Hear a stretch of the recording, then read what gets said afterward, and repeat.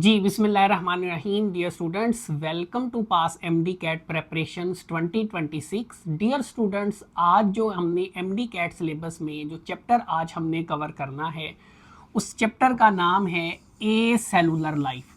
मतलब आज हमने ऐसी लाइफ को डिस्कस करना है जो विदाउट सेल जो है वो होगी। मतलब कि हमने आज के चैप्टर में जो है वायरसेस के बारे में जो है वो पढ़ना है और ये चैप्टर बहुत आसान इजी चैप्टर है।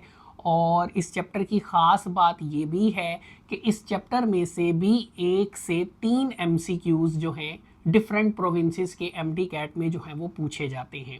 सो लगभग मैक्सिमम 3 एमसीक्यूज़ इस चैप्टर से अक्सर आ जाते हैं।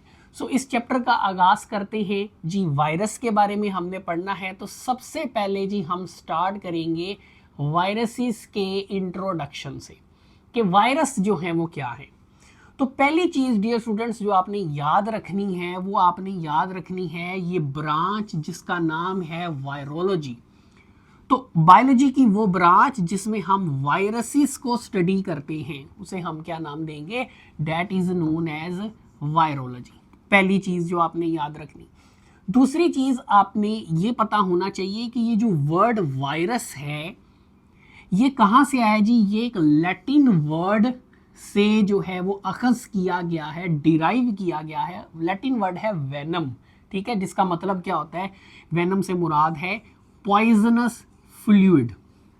ठीक है, तो दो बातें हो गई।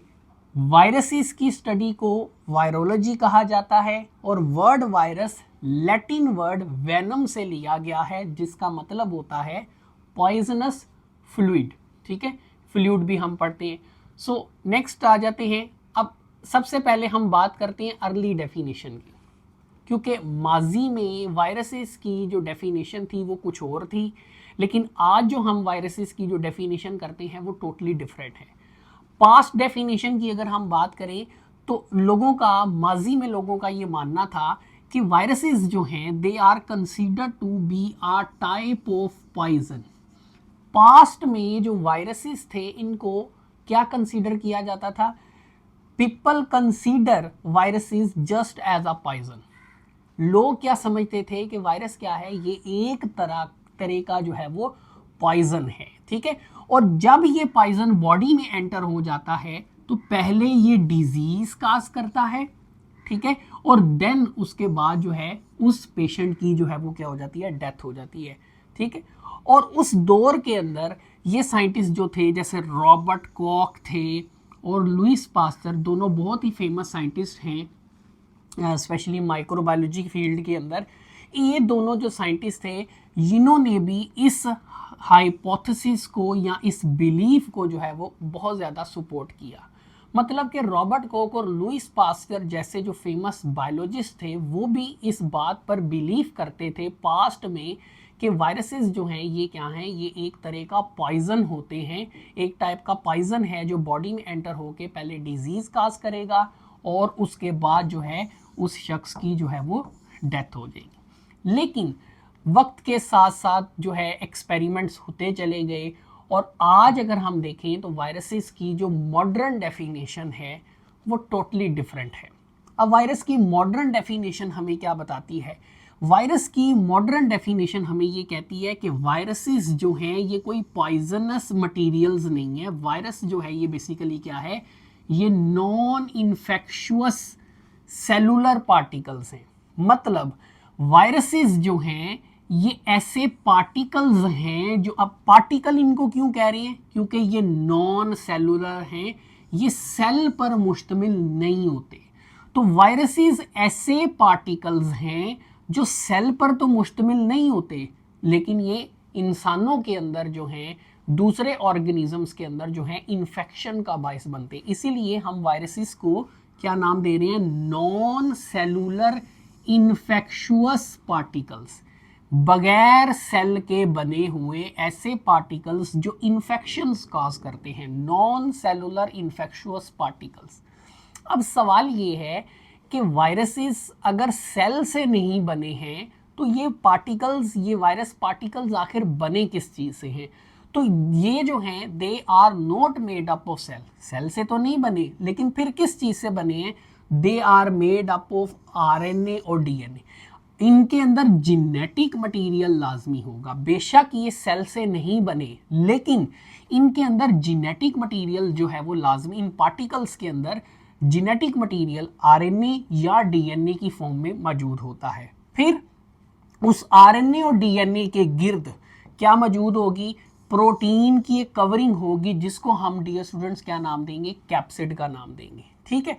तीसरी खास बात इनकी क्या होगी कि वायरसेस जो हैं क्योंकि सेल पर मुश्तमिल नहीं होते, लिहाजा ये खुद रिप्रोड्यूस नहीं कर सकते। ठीक है, ये खुद ब खुद तो रिप्रोड्यूस नहीं कर सकते, तो इनको रिप्रोड्यूस करने के लिए किसका सहारा लेना पड़ेगा? दूसरे लिविंग ऑर्गेनिजम्स के सेल्स का सहारा लेना पड़ेगा। डियर स्टूडेंट्स, याद रखें, रेप्लिकेशन के लिए या रिप्रोडक्शन के लिए जो मशीनरी रिक्वायर्ड होती है वो सेल के अंदर पाई जाती है। अब चूंकि वायरसेस सेल पर मुश्तमिल नहीं होते, अब रिप्रोडक्शन तो करनी है इन्होंने, अपनी रेप्लिकेशन तो करनी है इन्होंने। रेप्लिकेशन की टर्म वायरसेस में हम ज़्यादा यूज़ करते हैं। तो अपनी मल्टीप्लिकेशन के लिए, अपनी नस्ल को बढ़ाने के लिए वायरसेस जो हैं ये क्या करते हैं? दूसरे लिविंग ऑर्गेनिजम्स के सेल्स पर अटैक करते हैं, ताकि उन सेल्स की बायोसिंथेटिक मशीनरी को हाईजैक करके उसको अपनी मल्टीप्लिकेशन के लिए यूज़ कर सके। याद रहे, चूंकि वायरसेस खुद सेल पर मुश्तमिल नहीं हैं और सेल पर मुश्तमिल नहीं है, लिहाजा वायरसेस दूसरे लिविंग ऑर्गेनिजम्स के सेल्स पर अटैक करते हैं, ताकि उन सेल्स की बायोसिंथेटिक मशीनरी को जो है हाईजैक करके जो है अपनी मल्टीप्लिकेशन वायरसेस जो है वो कर सके। तो वायरसेस का मकसद दूसरे जानदारों पर अटैक करने का क्या है? ताकि उन जानदारों के सेल्स की मशीनरी को हाईजैक करके वो अपनी मल्टीप्लिकेशन जो है वो कर सके। अब इस चीज़ के लिए हम, अब देखिए, तीन चीज़ें आपको, इसमें दो चीज़ें हैं। अगर आप वायरसेस, जो कि हमने कहा कि ये सेल पर मुश्तमिल नहीं है, ये पार्टिकल्स होते हैं। अब इन पार्टिकल्स में दो खास बातें, एक तो इनमें आपको जेनेटिक मटेरियल मिलेगा और दूसरा इनमें आपको क्या मिलेगा? उस जेनेटिक मटेरियल के अराउंड एक प्रोटीन मिलेगी, जिसको आप क्या नाम देंगे? That is known as capsid. उसको आप कैप्सिड का नाम जो है वो देंगे।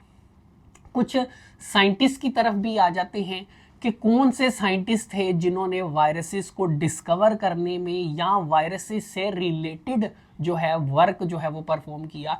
तो इसमें हमारे पास जो पहले साइंटिस्ट हैं वो है जी एडवर्ड जेनर। अब एडवर्ड जेनर की खास बात ये है कि ये वो साइंटिस्ट था जिसने ना सिर्फ वायरसेस पे काम किया, बल्कि ये वो साइंटिस्ट था जिसने पहली वायरल डिजीज के खिलाफ जो है वैक्सीन भी बनाई थी।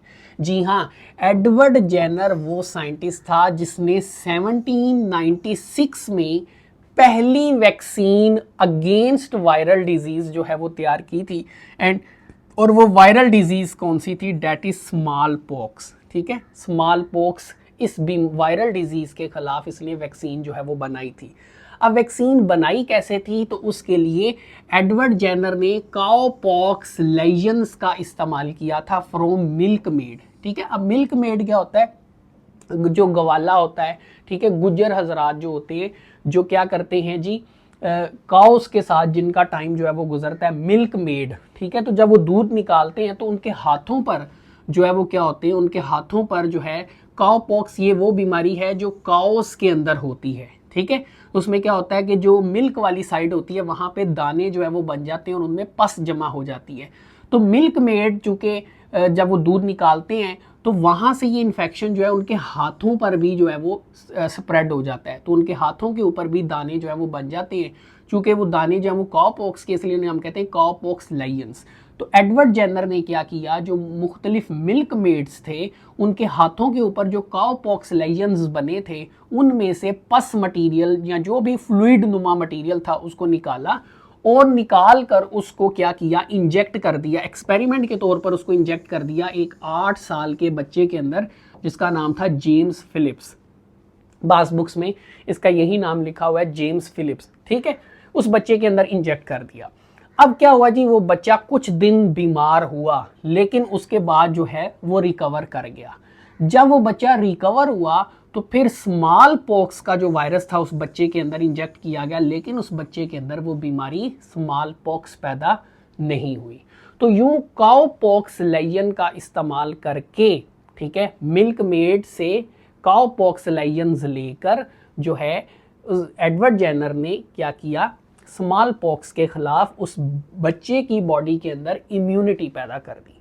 तो इस चीज़ को, चूंकि ये पहली बार था कि किसी डिजीज़, वायरल डिजीज़ के खिलाफ जो है वो वैक्सीन बनी थी। अब ये टर्म वैक्सीन कहाँ से आई, तो लातीनी ज़ुबान में, लैटिन वर्ड में काउस के लिए जो वर्ड यूज़ किया जाता है वो वाका का वर्ड यूज़ किया जाता है।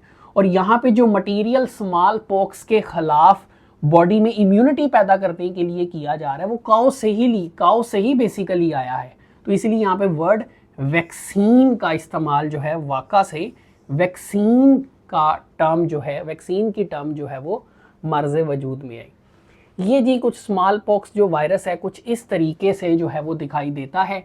एलिप्सोइडल शेप कह लें या आप ओवल शेप, एग शेप जो है वो इसकी, इस वायरस की जो है वो शेप होती है। उसके बाद ये सेकंड साइंटिस्ट की तरफ आते हैं, डेट इज चार्ल्स चैम्बरलैंड, 1884, ठीक है। 1884 में, अब ये दूसरे साइंटिस्ट हैं जो हमने याद रखने हैं, चार्ल्स चैम्बरलैंड। अब एडवर्ड जेनर की खास बात क्या थी कि उन्होंने पहली वायरल डिजीज स्मॉल पॉक्स के खिलाफ वैक्सीन बनाई थी, ये उनका अहम कारनामा था। चार्ल्स चैम्बरलैंड की बात करें तो चार्ल्स चैम्बरलैंड ये वो साइंटिस्ट थे जिन्होंने वायरसेस की एग्जिस्टेंस का सबसे पहले एविडेंस दिया। वायरस के मौजूद होने का पहला एविडेंस चार्ल्स चैम्बरलैंड ने दिया। कैसे? एक बीमारी ये स्टडी कर रहे थे जिसका नाम था रेबीज़। इस बीमारी को स्टडी करने के बाद इन्होंने कंफर्म किया कि ये जो डिजीज़ है ये बैक्टीरिया की वजह से नहीं बल्कि ये डिजीज़ वायरस की वजह से जो है वो होती है। मतलब ऐसे पैथोजेंस की वजह से होती है जो पोर्सलेन फिल्टर पेपर में से बआसानी गुजर सकती है, ठीक है। अब ये खास किस्म का फिल्टर पेपर होता है जो पोरस होता है और इसमें जो पोर्स का साइज होता है वो 100 से 1000 नैनोमीटर्स होता है, ठीक है। अब इस फिल्टर पेपर में से बैक्टीरिया कभी भी पास नहीं कर सकते। अब चार्ल्स चैम्बरलैंड ने जब इस बीमारी का बायस बनने वाला जो पैथोजिन था, जब उसको पोर्सलेन फिल्टर पेपर में से पास किया, ठीक है, तो वो पोर्सलेन फिल्टर पेपर में से भी पास आउट हो रहा था। इसका मतलब है, और बैक्टीरिया तो पोर्सलेन फिल्टर पेपर में से पास नहीं होते, लिहाजा चार्ल्स चैम्बरलैंड ने बताया कि ये बीमारी बैक्टीरिया की वजह से नहीं, ये किसी और पैथोजिन की वजह से हो रही है जो कि बैक्टीरिया से भी छोटे हैं, क्योंकि वो पोर्सलेन फिल्टर पेपर में से बासानी जो है वो गुजर रहे थे। तो it showed that the causative agent, कि इस बीमारी का बायस बनने वाला जो कॉजेटिव एजेंट है वो फिल्टर पेपर में से, पोर्सलेन फिल्टर पेपर में से गुजर रहा है, जो इस बात की कंफर्मेशन है कि इस बीमारी का जो कॉजेटिव एजेंट है वो बैक्टीरिया नहीं है। तो फिर आगे चल के बाद में पता चला कि ये जो बीमारी है ये असल में किस पैथोजन की वजह से हो रही है, उसको फिर वायरस का नाम जो है वो दिया गया। और ये जो वायरस होता है ये इंसानों के अंदर ट्रांसफ़र होता है मैड डॉग्स, कैट्स, बैट्स, ये जो डोमेस्टिक एनिमल्स हैं इनके काटने से जो है ये वायरस इंसान की बॉडी में, ह्यूमन बॉडी में जो है वो एंटर होता है। और ये जो बीमारी है रेबीज़, इसको हाइड्रोफोबिया भी कहा जाता है, वाटर फोबिया भी कहा जाता है, क्योंकि इस बीमारी में उस पेशेंट की जो नेक है उसके जो मसल्स हैं वो इतने ज़्यादा खिंचाव का शिकार हो जाते हैं, नेक में इतना ज़्यादा स्पैज़म होता है, इतना ज़्यादा खिंचाव होता है कि इवन पानी पीना भी जो है वो बहुत ज़्यादा मुश्किल हो जाता है। जैसे अक्सर आपने ऑब्ज़र्व किया होगा कि जब हमारा जो गला है वो बहुत शदीद ख़राब हो जाता है तो हम कुछ भी जब खाते हैं या पीते हैं, मतलब निगलने की कोशिश करते हैं, तो नेक में पेन होती है। तो इस बीमारी में चूंकि नेक के जो मसल्स हैं, नेक के अंदर बहुत ज़्यादा स्पाज़म क्रिएट होता है, खिंचाव क्रिएट होता है, जिसकी वजह से पानी पीने में भी बहुत ज़्यादा मुश्किल होती है। इसीलिए इस बीमारी को वाटर फोबिया का नाम भी दिया जाता है। और इस बीमारी के केसेस जो हैं वो अक्सर कराची के अंदर जो है वो बहुत ज़्यादा रिपोर्ट किए जाते हैं, अक्सर देखने में जो है वो आते हैं रेबीज़ के केसेस। इसके खिलाफ वैक्सीन भी जो है वो अवेलेबल है। तो रेबीज़ जो वायरस है डियर स्टूडेंट्स कुछ इस तरीके से जो है, इस तरीके का जो है वो दिखाई देता है, ठीक है। तो ये हमारे पास रेबीज़ वायरस है जो मैड डॉग्स, मैड कैट के काटने से ह्यूमन बॉडी के अंदर जो है वो एंटर होता है। नेक्स्ट हम बात करते हैं आइवानोस्की की। 1892 में ये जो साइंटिस्ट थे इन्होंने टोबैको मोज़ेक डिजीज़, जो कि टोबैको प्लांट जो है उसके अंदर एक डिजीज़ टोबैको मोज़ेक डिजीज़ को डिस्कवर किया और बताया कि इस बीमारी का बायस बनने वाला जो पॉजिटिव एजेंट है वो भी पोर्सलिन फिल्टर पेपर से गुजरा है। इसका मतलब है कि वो भी बैक्टीरिया नहीं है, और रेबीज के केस की तरह अल्टीमेटली वो भी क्या है, वायरस है, और उसका नाम रखा tobacco mosaic virus, TMV, tobacco mosaic virus. ठीक है, तो इससे ये बात कंफर्म होगी। पहले चार्ल्स चैम्बरलैंड ने ये कंफर्म किया कि वायरस पोर्सलिन फिल्टर पेपर में से गुजर सकते हैं। अब आइवानोस्की ये बता रहा है कि TM जो V वायरस है ये भी पोर्सलिन फिल्टर पेपर में से गुजर सकता है। मतलब एक और एविडेंस जो है वो मिल गया। तो इससे काफ़ी हद तक ये कंफर्मेशन होती चली गई कि वायरसेस जो हैं दे आर फिल्टरेबल एजेंट्स। ठीक है, ये फिल्टर हो सकते हैं, ये पोर्सलिन फिल्टर पेपर में से गुजर सकते हैं। और उसकी वजह क्या होती है, उसकी वजह ये है कि इनका साइज़ जो है वो बैक्टीरिया से क्या होता है, छोटा होता है। ठीक, तो एडवर्ड जेनर ने vaccine against small pox develop की। चार्ल्स चैम्बरलैंड ने रेबीज डिजीज का बायस बनने वाला वायरस डिस्कवर किया और बताया कि रेबीज डिजीज बैक्टीरिया से नहीं बल्कि वायरस से होती है। फिर आइवानोस्की ने tobacco mosaic disease be virus से होती है और उसका वायरस का नाम रखा टोबैको मोज़ेक वायरस। अब tobacco mosaic virus TMV virus की बात करें तो डियर स्टूडेंट ये कुछ इस तरीके से जो है वो दिखाई देता है। ये हमारे पास है TMV, tobacco mosaic virus. Next ही आगे चलते हैं, कुछ और साइंटिस्ट के बारे में हम पढ़ते हैं। यहाँ पर हमारे पास साइंटिस्ट हैं, ट्वॉट। 1950 में इन्होंने क्या किया था, ऐसे वायरसेस को डिस्कवर किया था जो बैक्टीरिया पर जो है वो अटैक करते थे। ठीक है, और उन बैक्टीरिया पर अटैक करने वाले वायरसेस का जो नाम था वो रखा था बैक्टीरियोफेज। बैक्टीरिया को खाने वाले, बैक्टीरिया पर अटैक करने वाले वायरसेस। ठीक है, और इसका नाम किसने रखा था, डी हैरेले ने। मतलब टवॉट ने बैक्टीरिया पर अटैक करने वाले वायरसेस डिस्कवर किए और हैरेले ने उन वायरसेस का नाम क्या रख दिया, बैक्टीरियोफेज वायरस। देन उसके बाद साइंटिस्ट है स्टैनले। 1935 में स्टैनले वो साइंटिस्ट था जिसने पहली मर्तबा एक वायरस को प्योरीफाई किया था, क्रिस्टल फॉर्म के अंदर जो है वो क्या किया था, हासिल किया था फ्रॉम अ सोल्यूशन, कि वो जो पस है या वो जो भी फ्लूइड नुमा मटेरियल है उसमें से वायरस को आइसोलेट किया था फर्स्ट टाइम स्टैनले ने 1935 में। और वो वायरस कौन सा था ये भी आपको पता होना चाहिए, टोबैको मोज़ेक वायरस। ठीक है, तो ये वो साइंटिस्ट थे जिन्होंने वायरस या वायरसेस से मुतल्लिक जो है वो काम किया था। फिर जी आहिस्ता आहिस्ता फिर ऐसी बीमारियाँ वक्तन फ़वक्तन जो है वो डिस्कवर होती चली गई जो कि वायरसेस की वजह से हो रही थी, जैसे कि foot and mouth disease virus जो है, FMD, foot and mouth disease virus, जो कि बेसिकली एनिमल्स में डिजीज़ काज करता है। 1898 में जो है वो डिस्कवर हुआ। फिर एक और एनिमल वायरस, एनिमल्स के अंदर बीमारी पैदा करने वाला वायरस जिसका नाम है येलो फीवर। ठीक है, येलो फीवर वायरस कब डिस्कवर हुआ, 1901 में। तो फुट एंड माउथ डिजीज़ का जो वायरस है वो कब डिस्कवर हुआ, येलो फीवर का जो वायरस है वो कब डिस्कवर हुआ, ये भी आपको पता होना चाहिए। ठीक, नेक्स्ट जी आ जाते हैं वायरसेस की खसूसियात की तरफ। वायरसेस में क्या क्या खसूसियात जो हैं वो पाई जाती हैं। अब याद रखिएगा वायरसेस के बारे में ये कहा जाता है कि they are at border line of living and non living. जब हमने शुरू में ये कह दिया था कि वायरसेस जो हैं ये नॉन सेलुलर पार्टिकल्स हैं, नॉन सेलुलर पार्टिकल्स हैं, इनकी बॉडी सेल पर मुश्तमिल नहीं होती, लेकिन हमने ये ज़रूर देखा था कि वायरस की बॉडी के अंदर प्रोटीन्स मौजूद हैं कैप्सिड की फॉर्म में। फिर उस कैप्सिड के इनसाइड उसके अंदर क्या मौजूद है, जेनेटिक मटेरियल मौजूद है DNA RNA की फॉर्म में। अब DNA RNA भी सेल के अंदर पाई जाती हैं, प्रोटीन भी सेल के अंदर पाई जाती हैं। तो वायरसेस सेल पे तो मुश्तमिल नहीं है, लेकिन सेल में पाए जाने वाले कुछ मटेरियल्स ऐसे हैं जो वायरसेस के अंदर पाए जाते हैं। तो इसी बिना पर हम कहते हैं कि वायरसेस जो है ना ये बॉर्डर लाइन पर पाए जाते हैं लिविंग और नॉन लिविंग के। मतलब कि वायरसेस में कुछ करैक्टर्स ऐसे हैं जो लिविंग जैसे हैं, या कुछ चीज़ें ऐसी हैं जो लिविंग ऑर्गेनिजम्स में भी पाई जाती हैं, वायरसेस में भी पाई जाती हैं, और अल्टीमेटली सेल पर मुश्तमिल नहीं है। तो इनमें बहुत सारी ऐसी चीज़ें नॉन लिविंग भी हैं। सवाल ये है कि वायरस में लिविंग करैक्टर्स या लिविंग जो करैक्टर्स हैं वो कौन कौन से हैं, लिविंग ऑर्गेनिज्म से मिलते जुलते कौन कौन सी खसूसियात हैं। नंबर 1, पहली खूबी तो ये है कि वायरसेस जो हैं ये मुख्तलिफ वैरायटीज़ में, मुख्तलिफ स्ट्रेन्स में एग्जिस्ट करते हैं।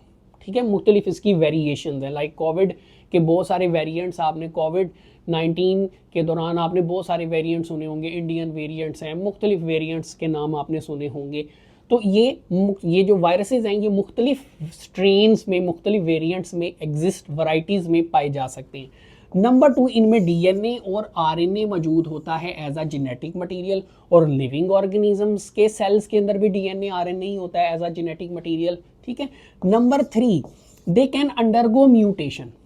ठीक है, लिविंग ऑर्गेनिजम्स में भी जब म्यूटेशंस होती हैं डीएनए के अंदर तो डिफरेंट वेरिएंट्स जो हैं वो बन सकते हैं।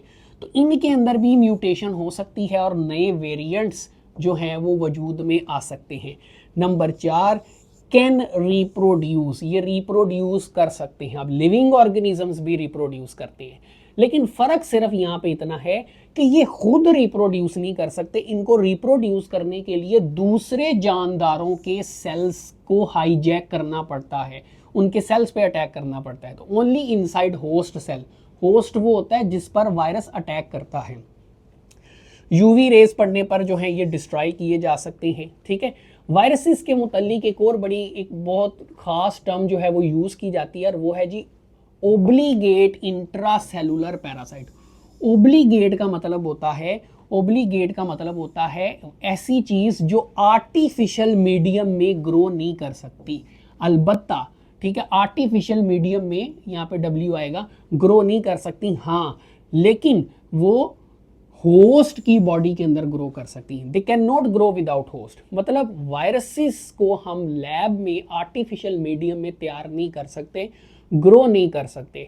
वायरसेस हमेशा होस्ट के सेल्स के अंदर ही जो है वो ग्रो करते हैं, मल्टीप्लाई करते हैं। ठीक है, तो इसलिए हम इनको ओब्लीगेट इंट्रासेलुलर पैरासाइट भी कहते हैं। ये पॉइंट भी आपने याद रखना है, viruses are also called obligate intracellular parasites. Non living features की तरफ आ जाते हैं। तो काफ़ी फीचर्स हमने ऐसे पढ़े जो लिविंग ऑर्गेनिजम्स में भी पाए जाते हैं या लिविंग ऑर्गेनिजम्स के सेल्स में पाए जाते हैं, और वो वायरसेस में भी पाए जाते हैं। नॉन लिविंग फीचर्स की अगर हम बात करें, दे कैन बी क्रिस्टलाइज्ड। और स्टैनले वो साइंटिस्ट था, अभी हमने पढ़ा, स्टैनले वो साइंटिस्ट था जिसने सबसे पहले वायरस को क्रिस्टलाइज किया था। कौन सा वायरस क्रिस्टलाइज किया था, कमेंट सेक्शन में बताइएगा। नेक्स्ट है जी नो रेस्पायरेशन। वायरसेस रेस्पायरेशन नहीं करते, इनमें रेस्पायरेशन नहीं होती, जबकि लिविंग ऑर्गेनिजम्स जितने भी हैं, चाहे वो यूनिसेलुलर हैं, कॉलोनियल फॉर्म में पाए जाते हैं, मल्टी सेलुलर हैं, सबके अंदर जो है वो रेस्पायरेशन होती है। They lack cellular structure, cell वाला स्ट्रक्चर इनमें नहीं होता। सेल की तरह इनमें एंजाइम्स, कोएंजाइम्स नहीं होते। ठीक है, ये हम ऑलरेडी पढ़ चुके हैं कि ये आर्टिफिशियल मीडियम में ग्रो नहीं कर सकते। ठीक है, इनको रिप्रोड्यूस करना है, रेप्लिकेट करना है, तो दूसरे लिविंग ऑर्गेनिजम्स के सेल्स का सहारा लेना पड़ेगा, और इन पर जनरली एंटीबायोटिक्स का कोई असर नहीं होता। एंटीबायोटिक्स मोस्टली बैक्टीरिया के लिए ही जो है वो फेवरेबल होती हैं, बैक्टीरिया के ख़िलाफ़ ही हम उनको यूज़ करते हैं। अच्छा, जब हम वायरसेस की बात करते हैं, वायरसेस नॉन सेलुलर इन्फेक्शुअस पार्टिकल्स हैं, तो कुछ और हमें ऐसे पार्टिकल्स भी देखने को मिलते हैं जो वायरस तो नहीं हैं, लेकिन वायरसेस की तरह ही नॉन सेलुलर हैं, वायरसेस की तरह ही ऑर्गेनिजम्स में बीमारी भी पैदा करते हैं। लाइक प्रायोन्स हैं।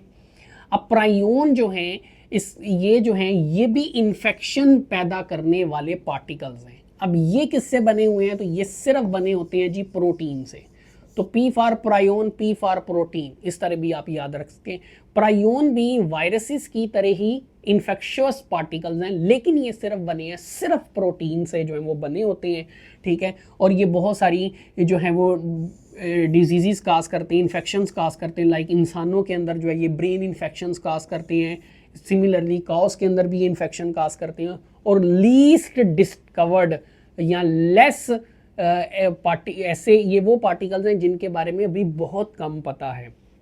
वायराइड्स की तरफ आते हैं तो वायराइड्स भी इन्फेक्शुअस पार्टिकल्स हैं, छोटे साइज के ये पार्टिकल्स होते हैं, ठीक है।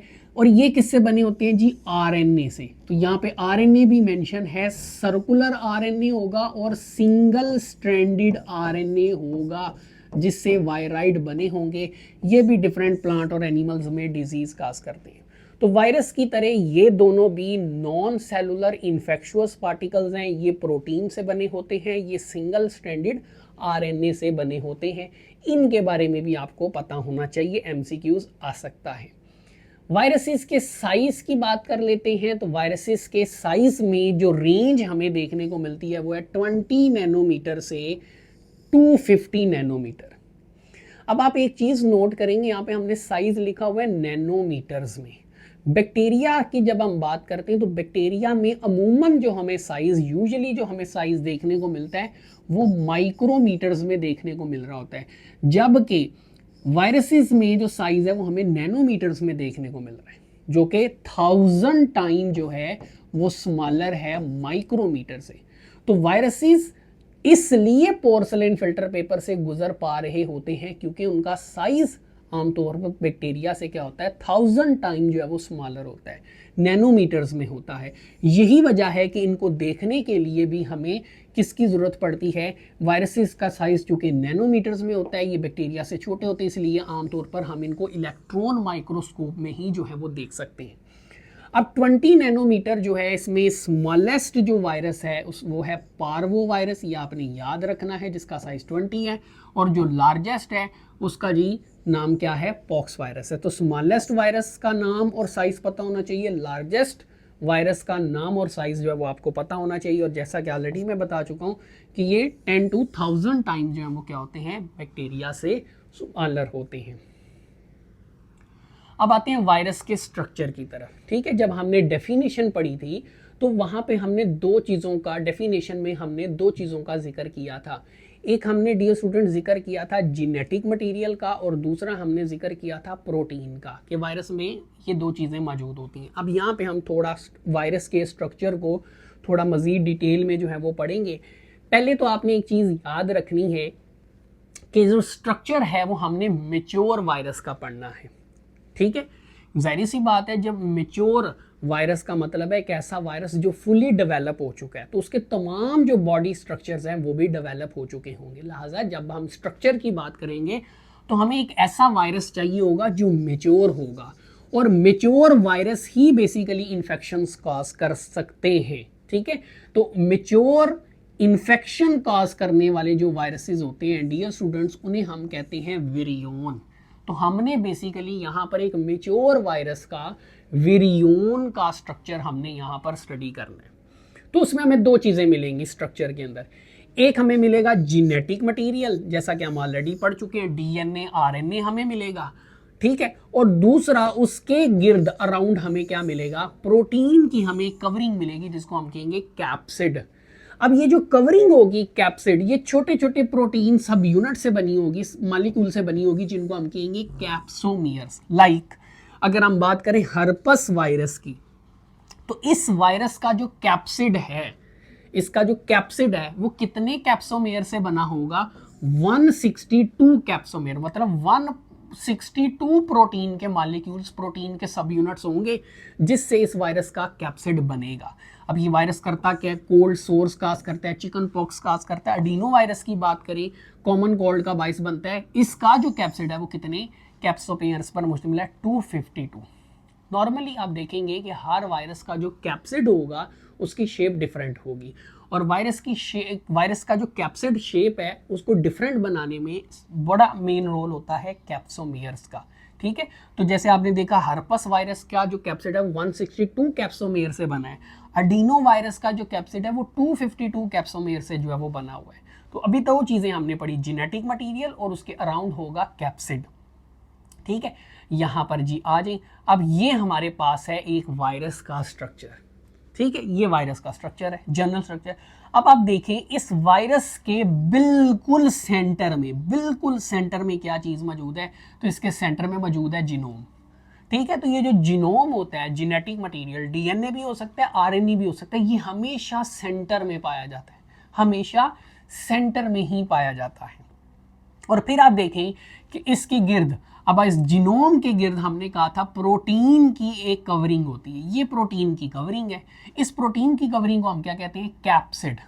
अब यहाँ पे न्यूक्लियो कैप्सिड इसलिए लिखा हुआ है क्योंकि ये genome, genetic material, nucleic acid जिसको आप कहते हैं, deoxy ribonucleic acid, ribonucleic acid, उसको कवर कर रहा है। तो वो कैप्सिड जो न्यूक्लिक एसिड को कवर करे, जीनोम को कवर करे, इसको हम न्यूक्लियो कैप्सिड भी कहते हैं। ठीक है। तो इसमें यहाँ पे क्या मौजूद होते हैं? कैप्सोमेयर्स होते हैं। तो ये दो पार्ट्स आपने लाजमी याद रखने, ये हर वायरस के स्ट्रक्चर के अंदर होंगे। एक जीनोम होगा जो आरएनए भी हो सकता है, डीएनए भी हो सकता है, हमेशा सेंटर में पाया जाता है। और इस जीनोम के गिर्द, इस न्यूक्लिक एसिड के गिर्द प्रोटीन की एक कवरिंग होगी जिसको आप न्यूक्लियो कैप्सिड भी कहते हैं, कैप्सिड का नाम भी जो है वो देते हैं। फिर एक तीसरी चीज जो हर वायरस में नहीं होती, सिर्फ कुछ वायरसेस में ही होती है। तो आप देखिए कि ये जो हमने डायग्राम दिखाई गई है, इसमें आप देखिए इस वायरस के कैप्सिड के गिर्द भी एक कवरिंग मिल रही है। ये आपको एक स्फेरिकल कवरिंग मिल रही है, इसको हम कहते हैं जी एनवेलप। इसको क्या कहते हैं? एनवेलप। तो ऐसे वायरसेस जिनमें एनवेलप भी मौजूद होता है उनको हम कहते हैं एनवेलप्ड वायरसेस। और जिनके गिर्द ये नहीं होता एनवेलप, कैप्सिड तक ही वो मौजूद होते हैं, उन्हें हम कहते हैं नॉन एनवेलप्ड या नेकेड वायरसेस भी हम उनको कहते हैं। अच्छा, अब एनवेलप की जब हम बात करते हैं तो जिन वायरसेस में एनवेलप होता है उस एनवेलप के ऊपर कुछ खास किस्म की ग्लाइकोप्रोटीन्स होती हैं जो रिसेप्टर्स का काम भी करती हैं। ये जो प्रोटीन्स हैं इनको हम क्या कहते हैं? Envelope proteins. ठीक है। तो आपने तीन चीजें याद रखनी है, जेनेटिक मटेरियल, डीएनए, आरएनए हो सकता है, जीनोम भी आप इसको कहते हैं। अराउंड उसके कैप्सिड होगा जो कैप्सोमेयर से बना होगा। देन सम वायरसेस में क्या होगा? अराउंड कैप्सिड एनवेलप भी मौजूद होगा और एनवेलप के ऊपर फिर डिफरेंट रिसेप्टर्स होते हैं जिनको फिर डिफरेंट नाम हम देते हैं, स्पाइक्स की टर्म भी यूज करते हैं। ये ग्लाइकोप्रोटीन्स के आमतौर पे बने होते हैं, एनवेलप प्रोटीन्स भी आप इनको कह सकते हैं। ये क्या करते हैं जी? ये होस्ट सेल के साथ अटैचमेंट में हेल्प करते हैं, जो आगे चल के हम पढ़ेंगे भी। ठीक। तो बाज वायरसेस में, अब बाज वायरसेस में क्या होता है जी? दो चीजें तो हमने पढ़ ली। बाज वायरसेस में क्या होता है? एक एक्स्ट्रा कवरिंग भी होती है, क्योंकि कैप्सिड भी एक कवरिंग ही है, उस कैप्सिड के गिर्द भी एक कवरिंग होती है। उस एक्स्ट्रा कवरिंग को हम कहते हैं जी एनवेलप। और ये किससे बनी होगी? लिपिड से और प्रोटीन से, लिपोप्रोटीन से। जैसे आमतौर पे प्लाज्मा मेम्ब्रेन होती है वो भी लिपोप्रोटीन से बनी होती है। अब आगे चल के हम पढ़ेंगे लिपोप्रोटीन से क्यों बनी होती है, क्योंकि वायरसेस के गिर्द ये जो एनवेलप होता है, ये जो एक्स्ट्रा कवरिंग होती है, ये बेसिकली जो होस्ट सेल होता है उसकी प्लाज्मा मेम्ब्रेन से ही जो है ये बनती है, जो हम आगे चल के देखेंगे भी HIV के केस में। तो ऐसे वायरसेस जिनमें फिर एनवेलप होगा उन्हें हम एनवेलप्ड वायरसेस कहेंगे, जिनमें नहीं होगा उन्हें हम नेकेड वायरसेस या नॉन एनवेलप्ड वायरसेस का नाम देंगे। फिर हमने देखा था कि एनवेलप के ऊपर जो है वो कुछ ग्लाइकोप्रोटीन्स भी होती हैं जिनके लिए हम स्पाइक्स की टर्म जो है वो यूज़ करते हैं। वो फिर डिफरेंट वायरसेस में डिफरेंट टर्म्स के लिए जो है डिफरेंट टर्म्स ली जाती हैं और ये क्या करती हैं? होस्ट सेल जो होता है उसके साथ अटैच होने में हेल्प करती हैं। नेक्स्ट जी, टाइप्स ऑफ वायरसेस। अब वायरसेस की टाइप्स में अगर हम देखें, मतलब कि किस किस जानदार पे वो अटैक करते हैं, तो वो वायरसेस जो बैक्टीरिया पर अटैक करते हैं उन्हें हम कहेंगे बैक्टीरियोफेज वायरसेस। ठीक है। और कमेंट सेक्शन में बताइएगा डियर स्टूडेंट्स कि कौन सा साइंटिस्ट था जिसने बैक्टीरियोफेज टर्म जो है इजाद की थी या डिस्कवर की थी, बेसिकली कॉइंड की थी। तो बैक्टीरियोफेज जो थे ये वो वायरसेस होते हैं जो बैक्टीरिया पर अटैक करते हैं। अब इनकी जो शेप है वो क्यूबिकल भी हो सकती है, आइकोसाहेड्रल, ठीक है, हेलिकल भी हो सकती है, टेडपोल शेप भी हो सकती है। तो मतलब जो बैक्टीरियोफेज वायरसेस हैं ये डिफरेंट शेप्स में एग्जिस्ट करते हैं।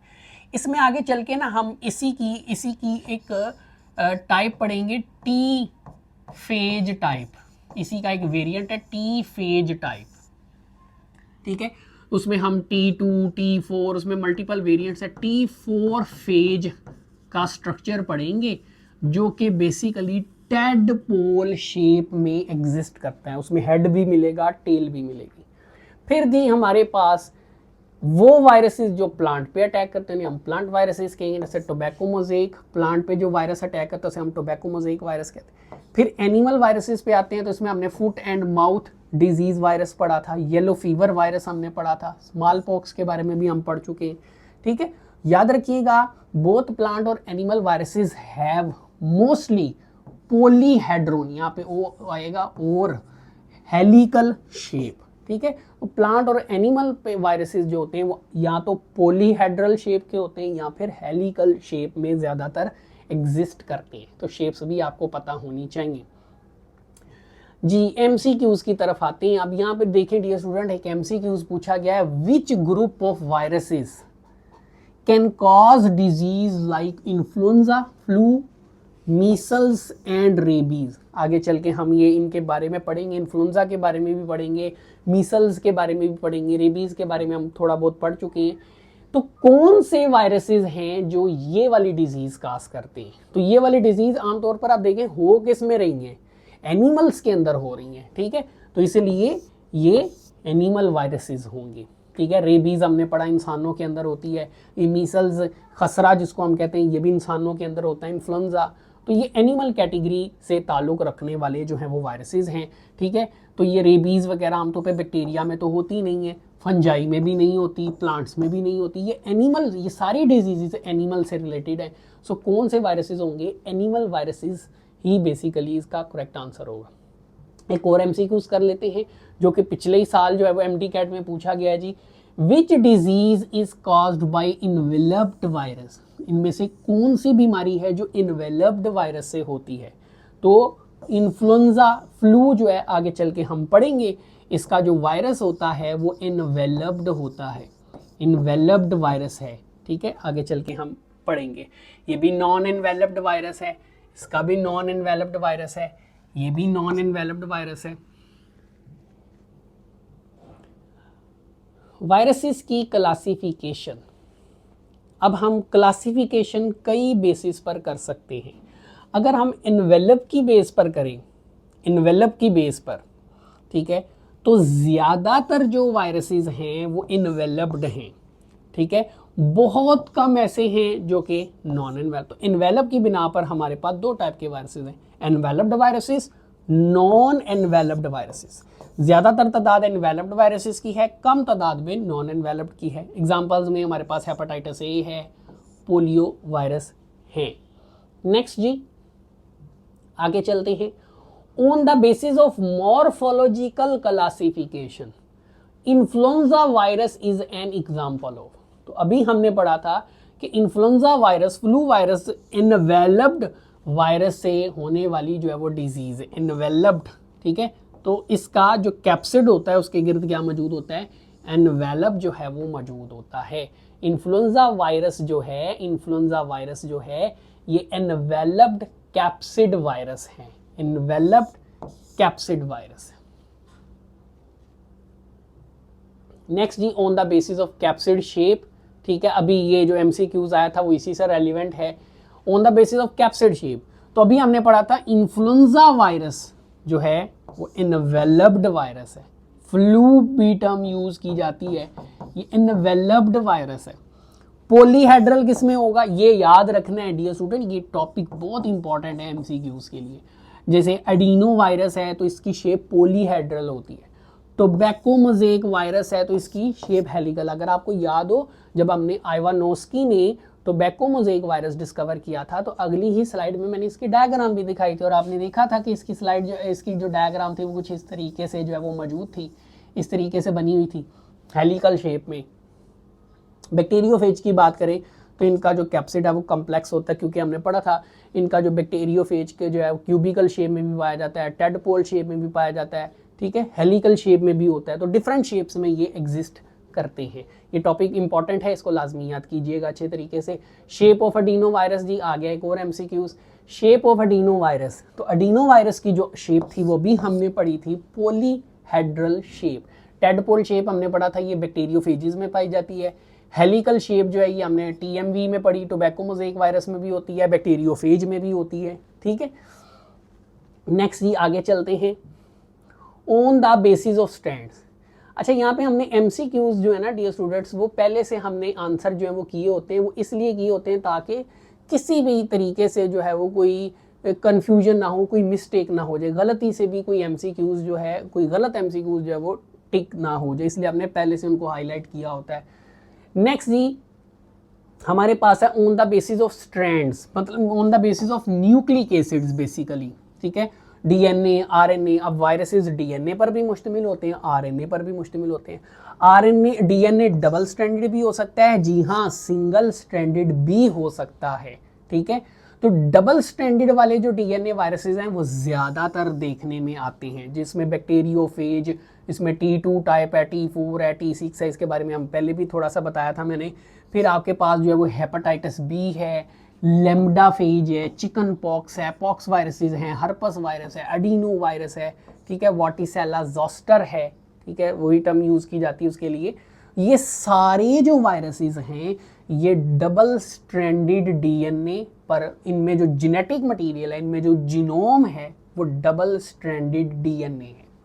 सिंगल स्ट्रैंडेड DNA वाले वायरसेस की तरफ आते हैं तो उसमें पार्वो वायरसेस हैं जो रैशिस की बायस बनते हैं। फिर 5 जो है वो X174 है, M113 है, S13 है, ये मुख्तलिफ वेरिएंट्स हैं वायरसेस के। इनके अंदर सिंगल स्ट्रैंडेड DNA वायरस जो है, DNA जो है वो मौजूद होता है, ठीक है। अब आते हैं डबल स्ट्रैंडेड RNA की तरफ। डबल स्ट्रैंडेड RNA की तरफ तो कौन से वायरसेस हैं जिनमें डबल स्ट्रैंडेड RNA वायरस पाया जाता है? तो वो पाया जाता है रियो वायरसेस में, जो आमतौर पर डायरिया में जो है वो इन्वॉल्व होते हैं, डायरिया काज करते हैं। सिंगल स्ट्रैंडेड RNA वायरसेस की तरफ आते हैं तो इसकी आगे फर्दर टाइप्स हैं, वो वायरसेस जिनमें RNA सिंगल स्ट्रैंड की फॉर्म में पाया जाता है। अब इसकी भी आगे फर्दर टाइप्स हैं, positive single stranded RNA, negative single stranded RNA, ठीक है, reverse transcriptase single stranded RNA। इन तमाम वायरसेस के अंदर RNA सिंगल स्ट्रैंड की फॉर्म में ही मौजूद है। फ़र्क क्या है? फ़र्क ये है कि ये वाले जो वायरसेस होंगे positive SS single stranded RNA, इन वायरसेस में जो RNA होगा act as messenger RNA itself. Viruses का जो RNA होगा वही RNA मैसेंजर RNA के तौर पर बिहेव करेगा, ट्रांसलेशन होगी इस होस्ट सेल के अंदर, उसी वायरस के RNA से प्रोटीन बनेगी, ठीक है, लाइक रूबेला वायरस है, ठीक है। जबकि नेगेटिव सिंगल स्ट्रैंडेड RNA में क्या होगा, need to make messenger RNA first. इसमें जो वायरस का जो RNA होगा उस RNA को मैसेंजर RNA आगे चल के बनाना पड़ेगा ताकि फिर प्रोटीन बने, मल्टीप्लिकेशन हो। इसमें इन्फ्लुएंजा वायरस है।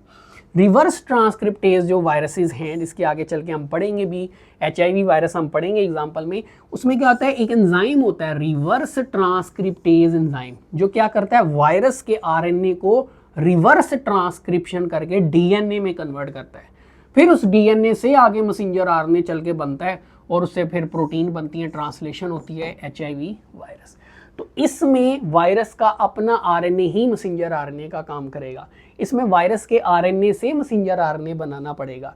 इसमें एक एंजाइम होगा रिवर्स ट्रांसक्रिप्टेज जो वायरस के RNA को पहले DNA में कन्वर्ट करेगा, ठीक है, पहले सिंगल स्ट्रैंडेड DNA में कन्वर्ट करेगा, फिर double stranded DNA, simply RNA virus के RNA को DNA में कन्वर्ट करेगा, फिर उस DNA से आगे मैसेंजर RNA बनेगा और देन आगे प्रोटीन बनेगी, मल्टीप्लिकेशन होगी और वायरस रेप्लिकेट करेगा इनसाइड होस्ट सेल।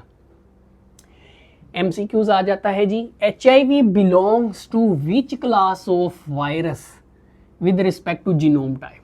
तो जीनोम के लिहाज से, मतलब DNA RNA के लिहाज से हमने बताना है HIV, अभी हमने पढ़ा था HIV reverse transcriptase single stranded RNA virus है, ठीक है। तो यहीं पे आ जाए जी, सिंगल स्ट्रैंडेड में अब हमारे पास, क्योंकि इसमें DNA तो है नहीं तो ये भी गलत होगा, ये भी गलत होगा। सिंगल स्ट्रैंडेड में हमारे पास 2 MCQs हैं, लेकिन आगे उसने लिखा हुआ है इसमें टेम्पलेट फॉर मैसेंजर RNA, इसमें जो RNA होगा वायरस का वो कॉपी के तौर पे काम करेगा और उससे बनेगा मैसेंजर RNA। वो तो हमने पढ़ा था किसमें, नेगेटिव सिंगल स्ट्रैंडेड RNA में, ठीक है। इसमें हमने पढ़ा था, इसमें रिवर्स ट्रांसक्रिप्टेज होता है, आरएनए से डीएनए बनता है। तो यहाँ पे जो आरएनए होगा वो टेम्पलेट का काम करेगा, कॉपी का काम करेगा, उससे फिर आगे डीएनए बनेगा। सो यहाँ पर हमारे पास करेक्ट आंसर है, डेट इज सी।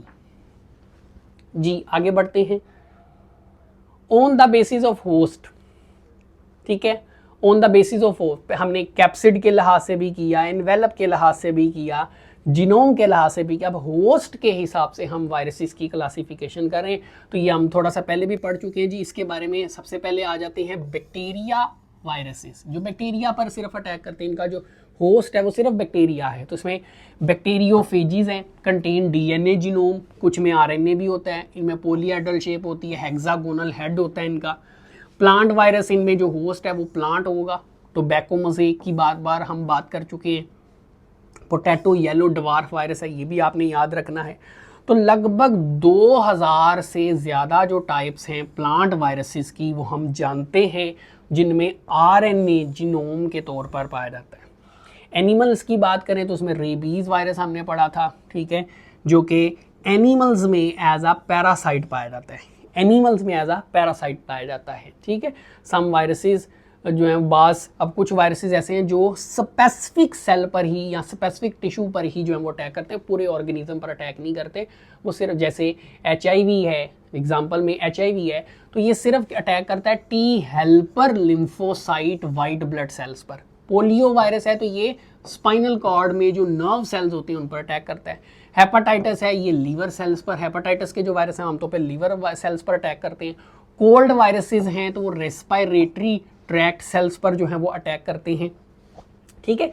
तो ये वो एग्जाम्पल्स हैं उन वायरसेस की जो सेल स्पेसिफिक हैं या टिश्यू स्पेसिफिक हैं। स्पेसिफिक सेल स्पेसिफिक टिश्यू पर अटैक करते हैं, पूरे ऑर्गेनिज्म पर अटैक नहीं करते। कुछ और एग्जांपल ले लेते हैं, लाइक राउस सार्कोमा, ये वायरस जो है ये एनिमल्स में कैंसर काज करता है, ये सेल स्पेसिफिक नहीं है, हम डिजीज़ की बात कर रहे हैं। पॉक्स वायरस है, स्मॉल पॉक्स काज करता है। पिकोरना वायरस है, पोलियो हेपेटाइटिस ए काज करता है। पैरामिक्सो वायरसेस आगे चल के हम पढ़ेंगे, ये मीसल्स एंड मम्स डिजीज़, खसरा और कानपेड़े, ठीक है, ये आगे चल के हम इस बीमारी के बारे में जो है वो पढ़ेंगे। आ जाएंगे जी उसी टॉपिक की तरफ, वायरल डिजीज़। अब वायरस से होने वाली जो बीमारी हैं उनको थोड़ा सा डिस्कस कर लेते हैं। तो पहले नंबर पर है जी हमारे पास स्मॉल पॉक्स, चीचक की बीमारी। पूरी बॉडी के ऊपर जो है वो दाने बन जाते हैं, पीप से भरे दाने बन जाते हैं। अब इस बीमारी का बायस बनने वाला जो वायरस है वो है पॉक्स वायरस, पॉक्स फैमिली से ताल्लुक रखने वाला वायरस, पॉक्स वायरस। और ये वायरस क्या है, डीएनए एनवेलप्ड है। डियर स्टूडेंट, ये आपको थोड़ा याद करना पड़ेगा कि कौन सा वायरस डीएनए एनवेलप्ड है, कौन सा आरएनए एनवेलप्ड है, कौन सा नॉन एनवेलप्ड है। ये चीज़ें आपको याद रखनी पड़ेंगी और अक्सर औकात एमसीक्यूज यहीं से जो है वो बन रहा होता है, पूछा जा रहा होता है कौन सा वायरस डीएनए एनवेलप्ड है, कौन सा नॉन एनवेलप्ड है, कौन सा आरएनए पर मुश्तमिल है, कौन सा डीएनए पर मुश्तमिल है। तो स्मॉल पॉक्स का जो वायरस है वो डीएनए एनवेलप्ड वायरस है, ठीक है, और इस वायरस का नाम है पॉक्स वायरस। इस बीमारी में क्या होता है जी, बॉडी के ऊपर जो है पीप से बने, फ्लूइड से बने भरे जो हैं वो दाने बन जाते हैं, उभरे हुए दाने बन जाते हैं, जो फटने के बाद पक्के निशान अपने वहाँ पे छोड़ जाते हैं, जिनको हम स्कार्स का नाम जो है वो देते हैं। ट्रीटमेंट क्या जी, स्मॉल पॉक्स के खिलाफ वैक्सीनेशन मौजूद है, और पहली वैक्सीन ही बेसिकली इस बीमारी के खिलाफ बनी थी, एडवर्ड जेनर ने 1796 में बनाई थी। इसके बारे में हम कैसे बनाई थी वो हम ऑलरेडी जो है वो पढ़ चुके हैं। अब आते हैं जी हम सेकेंड डिजीज की तरफ, हर्पस सिंप्लेक्स। ओरल हर्पस भी इसको कहते हैं क्योंकि ज़्यादातर राउंड माउथ होती है। ये जी हमारे पास हर्पस वायरस है, इसकी एक टाइप है जी हर्पस सिंप्लेक्स वायरस। ये जो वायरस है जी इसका एक वेरिएंट है हर्पस सिंप्लेक्स वायरस 1, ठीक है। ये भी डीएनए एनवेलप्ड है, ये भी डीएनए एनवेलप्ड है। स्मॉल पॉक्स का वायरस भी डीएनए एनवेलप्ड है, ये भी डीएनए एनवेलप्ड। अब बेहतर तो ये है कि जब आप ये सारी डिजीजेज डिस्कस कर लें, पढ़ लें, तो आप खुद अपने पर्सनल नोट्स में एक टेबल बनाएं, उसमें डीएनए एनवेलप्ड जो है उसका एक कॉलम बनाएं, डीएनए नॉन एनवेलप्ड का कॉलम बनाएं, RNA enveloped, RNA non enveloped, इनका कॉलम बनाएं और उसमें डिजीज़ के या वायरसेस के नाम जो है वो लिख लें। सिम्टम्स क्या होती है, इसमें रेड कलर के जो है रेडिश दाने जो हैं वो बनते हैं ऑन एपिथेलियल लेयर, ठीक है। माउथ, अराउंड माउथ, लिप्स के ऊपर जो है रेडिश जो है स्कार्स दाने बनते हैं, ट्रीटमेंट क्या है जी, वैक्सीन मौजूद है, एंटीवायरल ड्रग्स भी अवेलेबल हैं। ये जी हमारे पास हर्पस वायरस है। इन्फ्लुएंजा की तरफ आते हैं। आपने देखा था काफ़ी एमसीक्यूज इससे रिलेटेड आए थे। तो इन्फ्लुएंजा जो फ्लू वायरस है, ठीक है, ये क्या है, इन्वेलप्ड, तो हम पढ़ ही चुके थे कि ये इन्वेलप्ड वायरस होता है। कौन सा जी, आरएनए इसमें मौजूद होता है, आरएनए एनवेलप्ड वायरस है जी, आरएनए एनवेलप्ड वायरस है। ठीक है, इसमें क्या होता है, रनी नोज, नाक बहना शुरू कर देती है, बुखार होता है, सर दर्द हो सकता है, सोर थ्रोट हो सकता है, गला भी खराब हो सकता है। ट्रीटमेंट क्या है जी, वैक्सीन एग्जिस्ट करती है बट हाईली इफेक्टिव नहीं है। उसकी वजह ये होती है कि ये जो वायरस है इसके बहुत सारे वेरिएंट्स हैं, मल्टीपल वेरिएंट्स हैं। तो आप किस किस वेरिएंट की वैक्सीन जो है वो इंजेक्ट करेंगे, तो इसकी, क्योंकि इसमें भी वक्तन फवक्तन म्यूटेशन होती रहती है, तो इसके भी बहुत सारे वेरिएंट्स अवेलेबल होते हैं। ठीक है जी, इसको ये नहीं करना जी। नेक्स्ट आगे चलते हैं। नेक्स्ट डिजीज है जी मीसल्स एंड मम्प्स, जिसकी हम बात कर रहे थे। ठीक है, मीसल्स खसरा, इसमें पूरी बॉडी के ऊपर दाने बनते हैं रेड कलर के। आमतौर पे ये बीमारी खुद ब खुद ही जो है वो ठीक हो जाती है, हल्का हल्का सा इसमें बुखार भी होता है। अक्सर ये बच्चों के अंदर जो है वो पाई जाती है। मम्प्स कनपेड़े इसको कहा जाता है। इसमें नेक वाले पोर्शन के अंदर जो है स्वेलिंग हो जाती है। ठीक है, और इन दोनों बीमारियों की खास बात ये है कि जब एक बार ये किसी को हो जाती है तो उसके बाद ये इनके खिलाफ क्या होती है, बॉडी में इम्यूनिटी पैदा हो जाती है। तो ये ऑटो इम्यूनिटी क्रिएट करती हैं दोनों बीमारियाँ। तो और ये दोनों जो हैं एक ही फैमिली से ताल्लुक़ रखने वाली वायरसेस होती हैं, पैरामिक्सो वायरसेस। ठीक है, पैरामिक्सो वायरसेस। और ये क्या है, आरएनए एनवेलप्ड है। पहली जो दो डिजीजेस पढ़ी थी वो डीएनए एनवेलप्ड थी। अभी जो हम दो पढ़े हैं ये चौथे नंबर पे है, आरएनए एनवेलप्ड है। ऑटो इम्यूनिटी क्रिएट करती हैं पेशेंट्स में, और वैक्सीन भी जो है वो अवेलेबल है। खसरे की वैक्सीन भी अक्सर बच्चों को लगाई जाती है, 11 साल से पहले जो है वो लगानी होती है। पोलियोमाइलिटिस, ठीक है, नंबर 5 पे है जी हमारे पास। पोलियो वायरस, एंटेरो वायरस भी कहते हैं। अब पोलियो का जो वायरस है आरएनए नॉन एनवेलप्ड है, नॉन एनवेलप्ड होता है, और इसके जो कैप्सिड है वो स्फेरिकल होता है। ठीक है, अब एमसीक्यूज पूछा जा सकता है, which of the following virus is RNA non enveloped and containing spherical capsid. तो आपको पता होना चाहिए स्फेरिकल कैप्सिड किस में होता है, एंटेरो वायरस में, पोलियो वायरस में होता है। ये वायरस क्या करता है, बॉडी में एंटर होकर स्पाइनल कॉर्ड के अंदर जो मोटर न्यूरॉन्स होती हैं, मतलब न्यूरॉन सेल्स पर अटैक करता है, जिससे हमारे जो बाजू हैं, टांगे हैं, उनकी ये पैरालिसिस का बायस जो है वो बनता है। वैक्सीनेशन, पोलियो वैक्सीन मौजूद है, 5 साल से कम उम्र बच्चों को लगाई जाती है। फिजियोथेरापी भी जो है वो फिर इसमें एज ए ट्रीटमेंट जो है वो यूज़ की जा सकती है। नेक्स्ट है जी हेपाटाइटिस ए, और स्मॉलेस्ट वायरसेस में भी कंसीडर किया जाता है पोलियो वायरसेस को। हेपाटाइटिस की टाइप्स की तरफ आते हैं, तो जो पहली टाइप है जी वो हमारे पास है हेपाटाइटिस ए, जिसको इन्फेक्शुअस हेपाटाइटिस बी कहा जाता था। अब ये जो इसका जो वायरस है वो है जी हेपाटाइटिस ए वायरस। ये जी आरएनए नॉन एनवेलप्ड वायरस है। पहले डीएनए एनवेलप पढ़े, फिर हमने आरएनए एनवेलप पढ़े, अब हम थोड़ा सा नॉन एनवेलप की तरफ आ रहे हैं। ये जो वायरस है अगर ये एक्यूट इन्फेक्शन कॉज करता है तो उसमें ये वाली सिम्टम्स हमें देखने को मिल सकती हैं, और ये सिर्फ एक्यूट इन्फेक्शन ही आमतौर पर कॉज करता है। मोड ऑफ ट्रांसमिशन क्या है, ओरल और फीकल रूट के ज़रिए ट्रांसमिट हो सकते हैं। वैक्सीनेशन इसकी अवेलेबल है। गुड हाइजीन, सफाई सुथराई का भी जो है वो ख्याल रखना होता है इसमें। हेपेटाइटिस बी की बात करते हैं तो जी इसका नाम है सीरम हेपेटाइटिस, इसको कहा जाता है। हेपेटाइटिस बीवी, HBV वायरस, ये क्या है जी, डीएनए एनवेलप्ड वायरस है। वो था आरएनए नॉन एनवेलप्ड, ये है डीएनए एनवेलप्ड। ये स्टूडेंट यहाँ पे आपने थोड़ा ध्यान देना है और इसको अच्छे तरीके से याद करना है। अब ये वायरस एक्यूट इन्फेक्शन भी कॉज करता है, क्रॉनिक इन्फेक्शन भी कॉज करता है। क्रोनिक के केस में जो है वो लीवर सिरोसिस हो सकती है, कैंसर की तरफ भी, लीवर कैंसर की तरफ भी बीमारी जो है वो जा सकती है। एक्यूट में जॉन्डिस, वॉमिटिंग, एब्डोमिनल पेन, इस तरह की चीज़ें जो है सिम्टम्स देखने को मिलती हैं। ये ट्रांसफ़र कैसे होता है from one person to other person, mode of transmission जो है वो कंटेमिनेटेड ब्लड है, सेक्सुअल कांटेक्ट है, मदर टू न्यू बॉर्न है, थ्रू सलाइवा, ठीक है, थ्रू मिल्क जो है ये ट्रांसफ़र होता है। वैक्सीनेशन जी अवेलेबल है, और अल्फा इंटरफेरोन, कुछ एंटीवायरल प्रोटीन्स भी जो हैं वो अवेलेबल हैं जो इंजेक्ट की जाती हैं बॉडी में। हेपेटाइटिस सी का अदर नेम है infusion hepatitis. Cause hepatitis C virus, virus है जी आरएनए एनवेलप्ड, आरएनए एनवेलप्ड। पहला हेपाटाइटिस ए का क्या था, आरएनए नॉन एनवेलप्ड। पिछला जो हमने पढ़ा वो क्या था, एनवेलप्ड। ये क्या है जी, डीएनए एनवेलप्ड। यहाँ पे क्या, आरएनए एनवेलप्ड। ये आमतौर पे क्रोनिक केस ही, क्रोनिक इन्फेक्शन ही आमतौर पर कॉज करता है। उसकी वजह ये होती है कि ये जो वायरस है ये इतनी जल्दी सिम्टम्स शो नहीं करता, और जब इसकी सिम्टम्स शो होती हैं बॉडी के अंदर तो काफ़ी हद तक इन्फेक्शन फैल चुका होता है। तो इसलिए आमतौर पे क्रोनिक केसेस में ही देखने, क्रोनिक इन्फेक्शन ही काज करते हैं। और मोड ऑफ ट्रांसमिशन क्या है, इन्फेक्टेड ब्लड है, ये ब्लड प्रोडक्ट्स हैं। वैक्सीनेशन इसकी अवेलेबल नहीं है।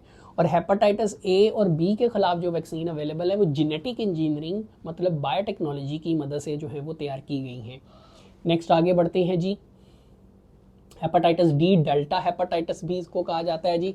अब इसमें जो हमारे पास जो वायरस है, ठीक है, वो है आरएनए बेस्ड ओनली। ये बहुत ही इंपॉर्टेंट पॉइंट है, ये आपने याद रखना है जी। ये जितनी हम हेपाटाइटिस की टाइप्स पढ़ रहे हैं उनमें ये वाहिद टाइप है जिसका वायरस सिर्फ और सिर्फ आरएनए बेस्ड है। और आरएनए बेस्ड वाले के लिए हमने एक टर्म यूज़ की थी वायराइड, वायराइड। ये टर्म्स आपने याद रखनी है, ये बड़ा इंपॉर्टेंट पॉइंट है। ट्रांसमिशन जो है वो ब्लड और सीरम के ज़रिए होती है, ठीक है। सिम्टम्स में एज हेपाटाइटिस बी, ट्रीटमेंट भी लगभग सेम ही, अल्फा इंटरफेरोन है और हमारे पास वैक्सीन जो है वो अवेलेबल है। हेपाटाइटिस ई की तरफ आते हैं जी। वायरस हेपाटाइटिस ई वायरस आरएनए नॉन एनवेलप्ड होता है जी। सिम्टम्स में ये कॉमन सिम्टम्स जो अक्सर देखने में आती हैं हेपाटाइटिस के केस में, मोड ऑफ ट्रांसमिशन वही है, फीकल ऑरल कांटेक्ट है, ठीक है, लाइक हेपाटाइटिस ए। इसके अलावा ये भी देखने में आया है कि जी ये वायरस जो है ये पिग्स के थ्रू भी जो है वो ट्रांसफ़र हो सकता है, और ये डिस्कवर किया था हाल्बर ने अपने कोलीग्स के ज़रिए 2001 में। ट्रीटमेंट की बात करें, no vaccine and no antiviral जो हम अल्फा इंटरफेरोन की बात कर रहे थे वो अवेलेबल नहीं है, ठीक है जी। तो ये हमारे पास हेपाटाइटिस सी हो गया जी, ये रेप्लिकेट हो गई है स्लाइड। अब आते हैं जी हम बैक्टीरियोफेज वायरस की तरफ। गो के सिलेबस में ये टॉपिक मौजूद नहीं है, लेकिन हमने इस टॉपिक को भी थोड़ा सा लाजमी करना है, लिहाजा हम इस पर ज़्यादा टाइम नहीं लगाएंगे, इसको जल्दी जल्दी हम क्विकली गो थ्रू करेंगे। बैक्टीरियोफेज वायरस वो वायरसेस जो बैक्टीरिया पर जो हैं वो अटैक करते हैं। तो बैक्टीरियोफेज का मतलब है बैक्टीरिया ईटर्स, बैक्टीरिया को खाने वाले जो हैं वो वायरसेस, ठीक है। इसमें जो वर्ड फेजीन है, फेजीन से लिया गया है, ग्रीक वर्ड है, इसका मतलब होता है खाना। इसमें मैंने बताया था टी फेज बड़ी कॉमन है, जो किस पर अटैक करती है, इकोलाई बैक्टीरिया, एस्क्रीशिया कोलाई बैक्टीरिया पर अटैक करती है। टी में आगे मुख्तलिफ वेरिएंट्स हैं, T2 है, T4 है। आमतौर पे जो स्टडी किया जाता है वो T4 होता है, जिसकी शेप भी मैंने आपको बता दी थी पहले कि इसकी शेप क्या होती है, टेडपोल शेप होती है। अब आप देखें डियर स्टूडेंट, ये T4 बैक्टीरियोफेज वायरस है। अब इसके स्ट्रक्चर की अगर हम बात करें तो ये हमारे पास हेड वाला रीजन है, ठीक है, ये हमारे पास हेड रीजन है, और ये हमारे पास जो है वो टेल रीजन है, ठीक है। ये हमारे पास, तो ये टेडपोल शेप है, ठीक है, जिसमें हेड आपको मिल रहा होता है वाज़े तौर पर और टेल मिल रही होती है।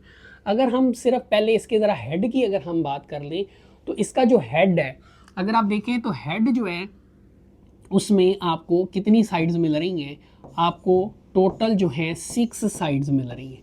तो हेड की अगर हम बात करें तो हेड जो है ये क्या होगा, हेक्सागोनल होगा, ठीक है, 6 साइडेड होगा, ठीक है।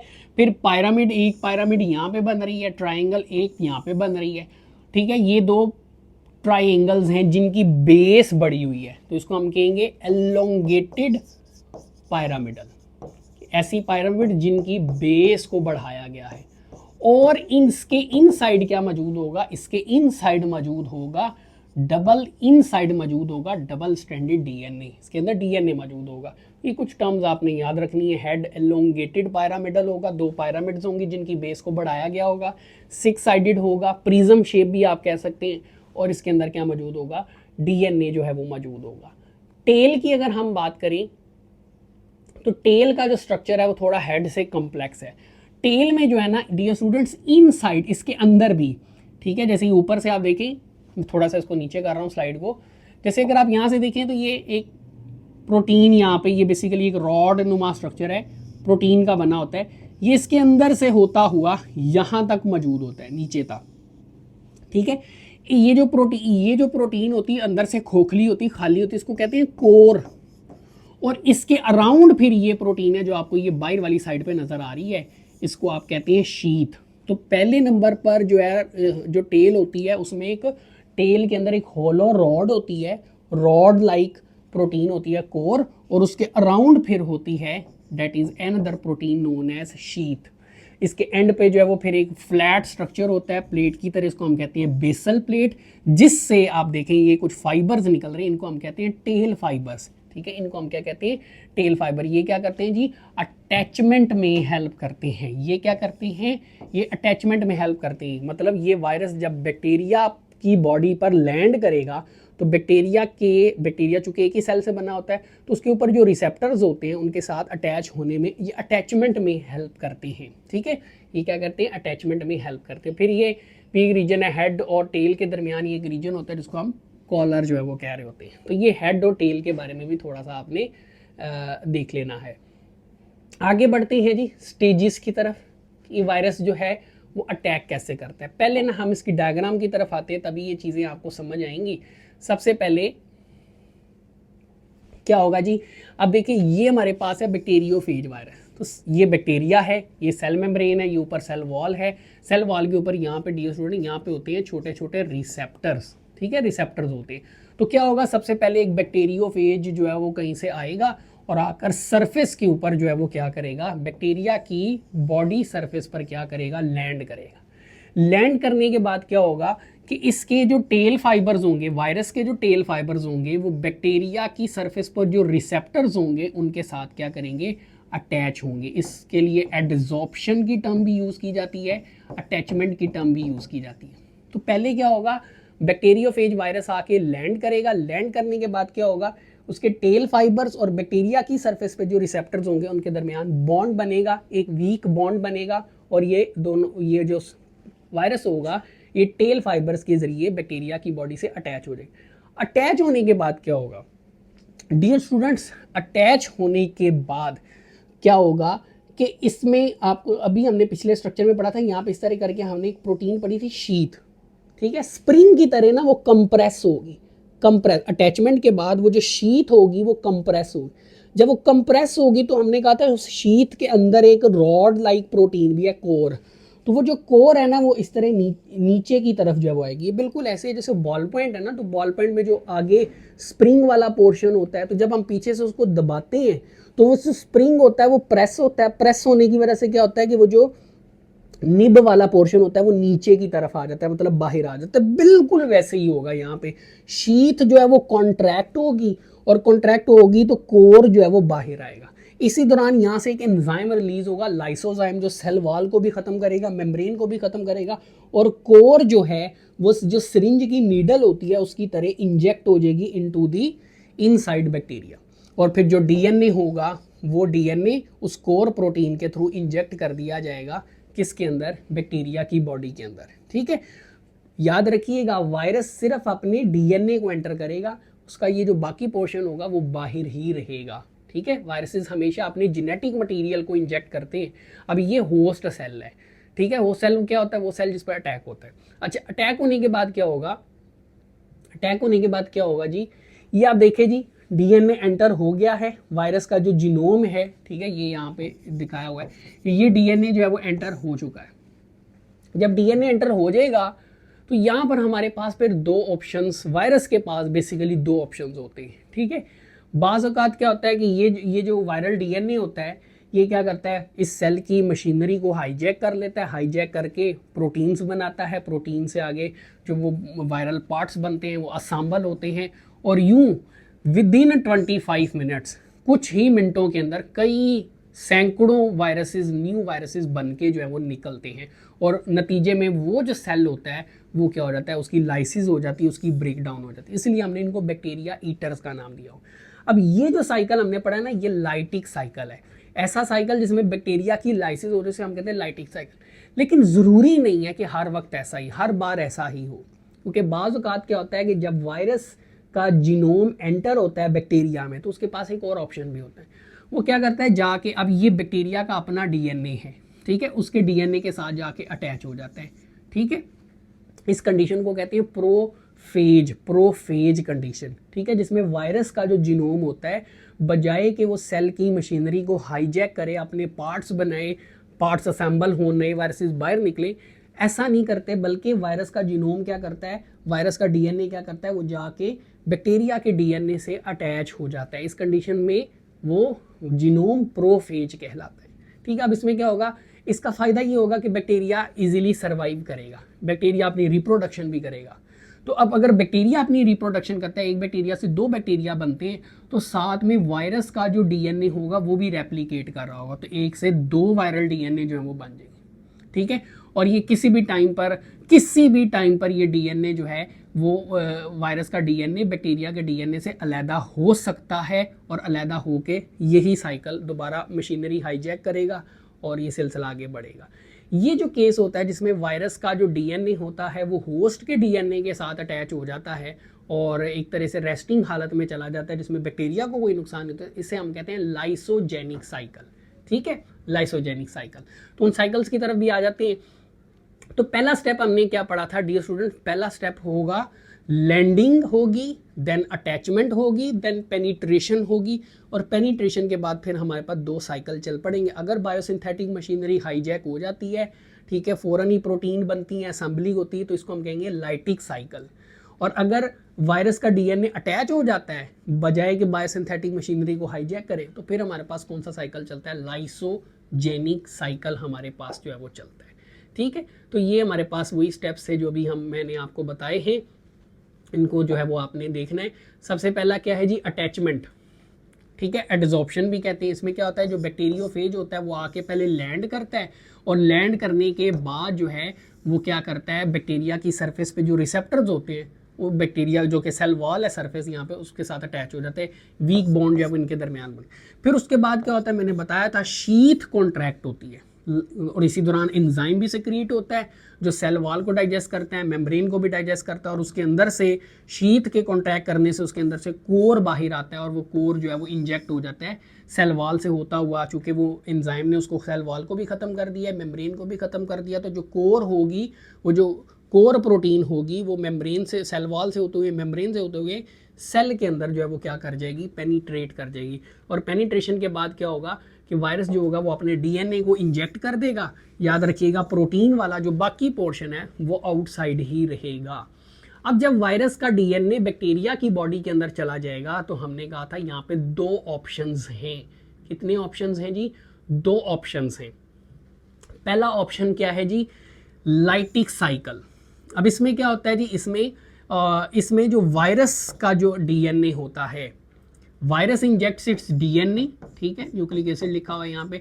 जैसे डीएनए एंटर होगा होस्ट सेल में, तो वो क्या करेगा, एंटर होने के बाद उस सेल की मशीनरी को हाईजैक कर लेगा और अपनी प्रोटीन्स बनाना शुरू कर देगा, ठीक है, अपने पार्ट्स बनाना शुरू कर देगा। तो पार्ट्स कौन कौन से होंगे, उसमें कैप्सिड होगा, डीएनए वगैरह होगा, वो बनना शुरू हो जाएंगे। फिर उसके बाद क्या होगा, उनकी असेंबली होगी। जब वो बाहर निकलेंगे तो होस्ट सेल की अल्टीमेटली क्या हो जाएगी, इस दौरान उसकी डेथ हो जाएगी। होस्ट सेल जो है वो फट जाएगा, उसकी वो बैक्टीरिया ख़त्म हो जाएगा, और विद इन 25 मिनट्स लगभग 200 नए वायरसेस बनकर बाहर निकलेंगे। अब इस केस में बैक्टीरिया की लाइसिस हो जाती है। तो ये जो केस है, इस केस में जो बैक्टीरियोफेज होता है उसको हम कहते हैं विरुलेंट, खतरनाक फेज या लाइटिक फेज। ये लाइसिस करवा देगा। ऐसा बैक्टीरियोफेज जो डीएनए जब अपना इंजेक्ट करेगा, वो डीएनए इंजेक्ट होकर क्या करता है, होस्ट की बायोसिंथेटिक मशीनरी को हाईजैक करता है, सेल मशीनरी को हाईजैक करता है, अपने पार्ट्स बनाता है, असेंबल करता है, और 25 मिनट के अंदर अंदर 200 नए वायरसेस बन के बाहर निकलते हैं, और इस दौरान उस बैक्टीरिया की जो है वो लाइसिस हो जाती है, ब्रेकडाउन हो जाती है। तो ऐसे बैक्टीरियोफेज को हम विरुलेंट फेज या लाइटिक फेज भी कहते हैं। और ये जो रिलेशन होता है इसको मास्टर स्लेव रिलेशन कहते हैं। इसमें जो वायरस का डीएनए है वो मास्टर का काम करता है, और स्लेव अल्टीमेटली क्या है, यहाँ पे होस्ट सेल है, क्योंकि यहाँ पे वो आके उसको हाईजैक कर लेता है। दूसरा केस क्या है, वो है लाइसोजेनिक साइकिल। इसमें क्या होता है जी, इसमें जो वायरस का जो डीएनए है वायरस का जो डीएनए होता है वो क्या करता है, होस्ट के डीएनए के साथ जुड़ जाता है जाके, और इस कंडीशन को हमने कहा था प्रोफेज कहते हैं। ठीक है, इसमें क्या होता है कि वायरस का डीएनए वैसे का वैसे ही रहता है, डोरमेंट रहता है, कुछ भी नहीं करता, इनएक्टिव ही रहता है। और वायरस जो बैक्टीरिया जो होता है, जो होस्ट सेल से मुराद बैक्टीरिया, वो नॉर्मली रेप्लिकेट करता रहता है। लेकिन इसका फायदा ये होगा कि जब बैक्टीरिया रेप्लिकेट करेगा, होस्ट सेल रेप्लिकेट करेगा, तो साथ में वायरस का डीएनए भी साथ ही साथ क्या होता जा रहा होगा, वो रेप्लिकेट होता जा रहा होगा। ठीक है, बैक्टीरिया सेल रिमेन्स, इसमें अब इसमें फायदा क्या है कि बैक्टीरिया सेल वैसे का वैसे रहता है, उसकी डेथ नहीं होती, बैक्टीरिया के सेल की लाइसिस नहीं होती, जबकि यहाँ पे बैक्टीरिया की लाइसिस हो रही होती है। बैक्टीरिया अपनी डिवीजन, बाइनरी फिशन जो होती है उसको कंटिन्यू रखता है। हाँ, इस दौरान अगर कहीं पे कोई स्ट्रेस आता है, कहीं कंडीशन चेंज होती है, कोई यूवी का एक्सपोजर होता है, रेडिएशन पड़ जाती है, किसी भी वजह से कोई ऐसा स्विच ट्रिगर होता है, कोई ऐसा स्टिमुलस ट्रिगर होता है जो क्या करता है, वायरस के डीएनए को बैक्टीरिया के डीएनए से लैदा कर देता है। तो जैसे ही वो लैदा होगा, इस कंडीशन को हम कहते हैं इंडक्शन, क्योंकि जैसे ही वो लैदा होगा, लैदा होते ही वो सेल की मशीनरी को हाईजैक कर लेगा और ये वाला साइकिल चल पड़ेगा, मतलब लाइटिक साइकिल जो है वो कंटिन्यू हो जाए। मतलब कहने का ये कि लाइसोजेनिक साइकिल किसी भी स्टेज पर जाकर इंडक्शन की वजह से लाइटिक साइकिल में कन्वर्ट हो सकता है। और चूंकि इस केस में बैक्टीरिया की आमतौर पे डेथ नहीं होती इस केस में, तो इसलिए हम इस फेज को non virulent phase, lysogenic phase या टेम्परेट फेज भी कहते हैं। और ये रिलेशन कहलाता है होस्ट गेस्ट रिलेशन, ठीक है, जिसमें एक गेस्ट आता है। अब गेस्ट यहाँ पे क्या है, वायरस का डीएनए, और वो होस्ट के साथ, होस्ट के डीएनए के साथ जुड़ जाता है और ऐसे ही लाइफ अपना टाइम जो है वो पास करना शुरू कर देता है। ठीक है, ये भी आपने इसको भी देख लेना है। अब जी हमारे पास यहाँ पर एक why are retroviruses placed in a separate class. अब ये रेट्रोवायरस से रिलेटेड है, पहले हम जरा रेट्रोवायरस की तरफ आ जाते हैं। बैक्टीरियोफेज वायरस हमने पढ़ लिए जो बैक्टीरिया पर अटैक करता है, अब आते हैं हम रेट्रोवायरस की तरफ। ये जी हमारे पास वायरसेस की एक फैमिली है रेट्रोवायरसेस। रेट्रो रिवर्स ट्रांसक्रिप्टेज, इस फैमिली में जितने भी आमतौर पर जो है वायरसेस पाए जाते हैं उनमें रिवर्स ट्रांसक्रिप्टेज नामी एक एंजाइम जो है वो मौजूद होता है। तो रेट्रोवायरसेस जो हैं ये कौन से वायरसेस होते हैं, single stranded RNA tumour viruses. तो ये जो वायरसेस होते हैं ये सिंगल स्ट्रैंडेड आरएनए पर मुश्तमिल होते हैं और ये मोस्टली होस्ट के अंदर ट्यूमर फॉर्मेशन का बायस जो है वो बनते हैं, जो कैंसर की तरफ भी जो है वो जा सकता है। ठीक है, शेप इनकी सफेरिकल होती है, इन वायरसेस की जो शेप है वो सफेरिकल होती है। डायामीटर जो है वो 100 नैनोमीटर तक जो है वो हो सकता है। ख़ास बात क्या है इस फैमिली में पाए जाने वाले वायरसेस की, वो ये है कि इनके अंदर एक ख़ास किस्म का एंजाइम होता है, रिवर्स ट्रांसक्रिप्टेज एंजाइम। एक वर्ड है ट्रांसक्रिप्शन, आपने सेकेंड ईयर में पढ़ा होगा। ट्रांसक्रिप्शन क्या होती है, डीएनए से आरएनए का बनना। वो कोई भी आरएनए हो सकता है, मैसेंजर भी हो सकता है, ट्रांसफर भी हो सकता है, राइबोसोमल भी हो सकता है। डीएनए से आरएनए का बनना ट्रांसक्रिप्शन कहलाता है। लेकिन यही प्रोसेस अगर रिवर्स हो जाए तो इसको हम कहेंगे रिवर्स ट्रांसक्रिप्शन। ठीक है, तो इसमें क्या होगा, कन्वर्ट, ये एंजाइम क्या करता है जी, वायरस के आरएनए को किस में कन्वर्ट करता है, डीएनए में जो है वो कन्वर्ट करता है। ठीक है, तो इसी फैमिली से ताल्लुक रखने वाला एक एंजाइम हम पढ़ेंगे, that is HIV virus, human immunodeficiency virus. अब ये वायरस जो है वो हम पढ़ते हैं अभी जी। तो HIV वायरस के बारे में जो है वो अब हम पढ़ते हैं। HIV वायरस जो है डियर स्टूडेंट्स, अभी हमने जैसा कि पढ़ा पिछली स्लाइड में कि ये रेट्रो वायरस फैमिली से जो है वो बिलोंग करता है और ये वायरस एक डिजीज काज करता है जिसको हम कहते हैं AIDS, acquired immunodeficiency syndrome. Disease तो नहीं, एक सिंड्रोम का बायस बनता है जिसको हम एड्स का नाम देते हैं। और ये जो सिंड्रोम था, एड्स जो था, ये पहली मर्तबा 1980 के अंदर जो है कुछ यंग होमोसेक्सुअल्स के अंदर जो है पहली बार ये बीमारी जो है वो रिपोर्ट की गई थी और उन होमोसेक्सुअल्स के अंदर जो है ये सिम्टम्स देखने में आ रही थी। मतलब उनमें नमूनिया देखने को मिल रहा था, वास्कुलर कैंसर, वेट लॉस बड़ी तेज़ी से हो रहा था, लिम्फ नोड्स के अंदर स्वेलिंग देखने में आई। ठीक है, तो सिंड्रोम जो है ये टर्म क्यों यूज़ कर रहे हैं, सिंड्रोम का मतलब होता है जब बहुत सारी बीमारियाँ एक साथ किसी शख्स को घेर लें, क्योंकि इसमें इस बीमारी में बेसिकली इम्यून सिस्टम इंसान का वीक हो जाता है जिसकी वजह से बहुत सारी बीमारियां उस पर हमला कर देती हैं। मतलब वो शख्स बहुत सारी बीमारियों का मुतहम्मिल हो जाता है, बहुत सारी बीमारियाँ एक साथ उस शख्स को होने लग जाती हैं, उसको हम सिंड्रोम की टर्म जो है वो यूज़ करते हैं। ये जो वायरस था 1980 में, जैसे कि अभी हमने पढ़ा, 1980 में पहला केस जो है वो रिपोर्ट हुआ था यंग होमोसेक्सुअल मेल्स के अंदर। फिर 1984 में जाकर इस बीमारी का जो वायरस था, जो कि अभी हम जानते हैं HIV जो है वो डिस्कवर हुआ, और 1986 में इस वायरस को ऑफिशियली ये नाम दिया गया HIV human immunodeficiency virus. ऐसा वायरस जो इंसान के इम्यून सिस्टम को डेफिशिएंट कर देता है, वीक कर देता है, कमज़ोर कर देता है। इस वायरस के स्ट्रक्चर की तरफ डियर स्टूडेंट अगर हम आते हैं तो इस वायरस के स्ट्रक्चर में पहले हम थोड़ा सा पढ़ लेते हैं। इस वायरस के स्ट्रक्चर में हमें सबसे पहले तो जी मिलेगा एनवेलप, बाहर वाली साइड से अगर हम स्टार्ट करें तो मतलब ये एनवेलप्ड वायरस है, एनवेलप्ड, ठीक है। इसमें हमें एनवेलप मिलेगा जो कि लिपिड बाइलेयर से बना होगा, इसमें लिपिड भी होंगी, प्रोटीन्स भी होंगी। और ये पहले भी मैंने बताया था कि ये एनवेलप आमतौर पे आता कहाँ से है, तो जिस सेल पर वायरस अटैक करता है, होस्ट सेल, उसकी मेम्ब्रेन से ही बेसिकली वायरस के अराउंड ये एनवेलप बनता है। कैसे बनता है आगे चल के हम लाइफ साइकिल में भी ये चीज़ देखेंगे। फिर जी इस एनवेलप के साथ कुछ प्रोटीन्स भी जो हैं वो जुड़ी होती हैं। जैसे हमने कहा था एनवेलप के ऊपर प्रोटीन्स होती हैं जो ग्लाइकोप्रोटीन्स की बनी होती हैं, जिन्हें हम स्पाइक्स भी कहते हैं। तो इसमें जो स्पाइक होगा उसमें दो किस्म की ग्लाइकोप्रोटीन्स होंगी, एक होगी GP120 और एक होगी GP41। GP41 जो है बेसिकली ये मेम्ब्रेन के अंदर भी जो है वो धंसी होगी, तो इसको हम ट्रांस मेम्ब्रेन प्रोटीन भी कहते हैं। फिर मैट्रिक्स भी इसमें देखने को मिलेगा, ठीक है, प्रोटीन की कवरिंग होती है। कैप्सिड, ठीक है, कोन शेप होगा, कैप्सोमेयर से अल्टीमेटली बना होगा। कैप्सिड के अंदर क्या होगा, ये मेन चीज़ है। तो जी कैप्सिड के अंदर जो है दो होंगे सिंगल स्ट्रैंड वाले RNA, ठीक है, दो जो हैं, दो अदद क्या होंगे, single stranded RNA, that is genetic material, ठीक है, जो हम जानते हैं कि जीनोम ये हर वायरस के अंदर होता है। लेकिन साथ ही ना कुछ स्पेशल एंजाइम्स भी होंगे, लाइक रिवर्स ट्रांसक्रिप्टेज एंजाइम मौजूद होगा, लाइक इंटीग्रेज एंजाइम जो है वो मौजूद होगा, लाइक प्रोटीएज एंजाइम जो है वो मौजूद होगा। ये सारी चीज़ें इनसाइड कैप्सिड मौजूद होंगी। कैप्सिड होगा जी कोन शेप कैप्सिड होगा, और उस कैप्सिड के गिर्द क्या होगा, एनवेलप जो है वो मौजूद होगा। एनवेलप के ऊपर यहाँ पे ये ट्रांसमेम्ब्रेन प्रोटीन GP41 होगी, यहाँ पे GP20 और GP41 स्पाइक मौजूद होगा। यहाँ पे कैप्सिड के गिर्द एक और कवरिंग भी होती है प्रोटीन की, जिसको हम कहते हैं मैट्रिक्स। तो ये कुछ HIV वायरस का जो है वो स्ट्रक्चर बनता है, जिसको हम थोड़ा डायग्राम, प्रॉपर डायग्राम के जरिए देखते हैं जी। ये जी हमारे पास HIV वायरस का स्ट्रक्चर। अब इसमें कुछ चीज़ें मिसिंग है, कुछ चीज़ें जो हैं यहाँ पर जो है ऑलमोस्ट सारी ही मौजूद है। अच्छा, यहाँ पर आप देखें स्फेरिकल है जी, ओवरऑल स्फेरिकल शेप है।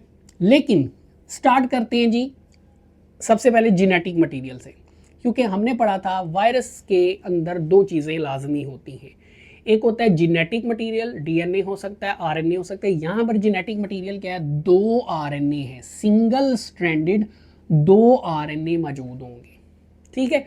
और अराउंड उसके क्या मौजूद है, ये कैप्सिड, ये कोन शेप कैप्सिड भी मौजूद है, ठीक है, जो कि आप देखिए ये छोटे छोटे प्रोटीन सब यूनिट से बना है, दीज आर कैप्सोमेयर। ये जो छोटे छोटे आपको नजर आ रही है ये क्या है, कैप्सोमेयर। तो कैप्सोमेयर से बना हुआ कैप्सिड है। अब कैप्सिड के इनसाइड RNA तो है, लेकिन RNA के साथ यहाँ पे रिवर्स ट्रांसक्रिप्टेज एंजाइम भी मौजूद है। फिर यहाँ पे प्रोटीएज एंजाइम भी होता है, इंटीग्रेज एंजाइम भी होता है, जिनके रोल आगे चल के हम पढ़ेंगे। फिर आप देखिए इस कैप्सिड के गिर्द प्रोटीन की एक और कवरिंग है, जिसको हम मैट्रिक्स कहते हैं, और उसके अराउंड ये एनवेलप है, ठीक है।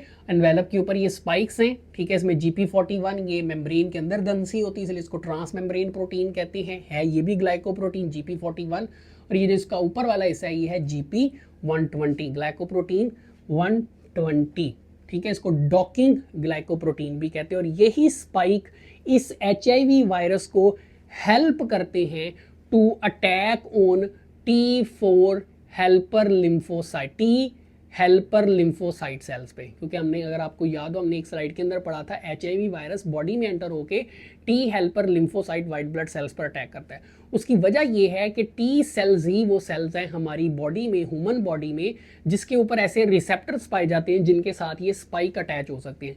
यही वजह है कि ये जो वायरस है ये सिर्फ टी सेल्स पर ही, टी हेल्पर लिम्फोसाइट सेल्स पर ही जो है वो अटैक कर सकता है। ये हमारे पास एनवेलप जो कि लिपिड बाइलेयर है, लिपिड की ये 2 लेयर्स मौजूद है। तो ये हमारे पास HIV वायरस का जो है वो स्ट्रक्चर है। आगे बढ़ते हैं जी। HIV की जो है वो 2 टाइप्स होती हैं कि HIV-1 है, ठीक है, जो कॉमन है और ख़तरनाक भी है। HIV-2 कम कॉमन है, ज़्यादातर जो है वो वेस्ट अफ्रीका में पाई जाती है। अब इस वायरस का जो टारगेट सेल है वो कौन सा है, तो वो ये वायरस अटैक करते हैं हमारे टी हेल्पर लिम्फोसाइट्स के ऊपर, और यही वो सेल्स है जो हमारे थर्ड लाइन ऑफ डिफेंस, जिसको इम्यून सिस्टम भी कहते हैं, उसमें बहुत इंपॉर्टेंट रोल जो है वो प्ले करते हैं। ये जो सेल्स हैं टी हेल्पर लिम्फोसाइट सेल्स, इन सेल्स के ऊपर एक खास रिसेप्टर होता है जिसको हम कहते हैं CD4 रिसेप्टर, CD4 रिसेप्टर, और इसी रिसेप्टर के साथ आकर इस वायरस के जो स्पाइक्स हैं वो अटैच होते हैं, ठीक है। अटैचमेंट में ये बहुत इंपॉर्टेंट रोल प्ले करता है। अब ये जो CD4 रिसेप्टर है ये सिर्फ इसी सेल के ऊपर ही पाया जाता है। यही वजह है कि HIV वायरस सिर्फ इसी सेल पर ही जो है वो अटैक कर सकता है। इसके अलावा जो है इन सेल्स के अलावा जो है also infect macrophages and some central nerve, मतलब ब्रेन सेल्स पर, न्यूरॉन सेल्स पर भी अटैक कर सकता है। लेकिन जो प्राइमरी मेन जो इनका अटैक होता है वो टी हेल्पर लिम्फोसाइट्स पर ही होता है, जिसकी वजह से टी सेल्स की तादाद में बहुत तेज़ी से जो है वो कमी आती है।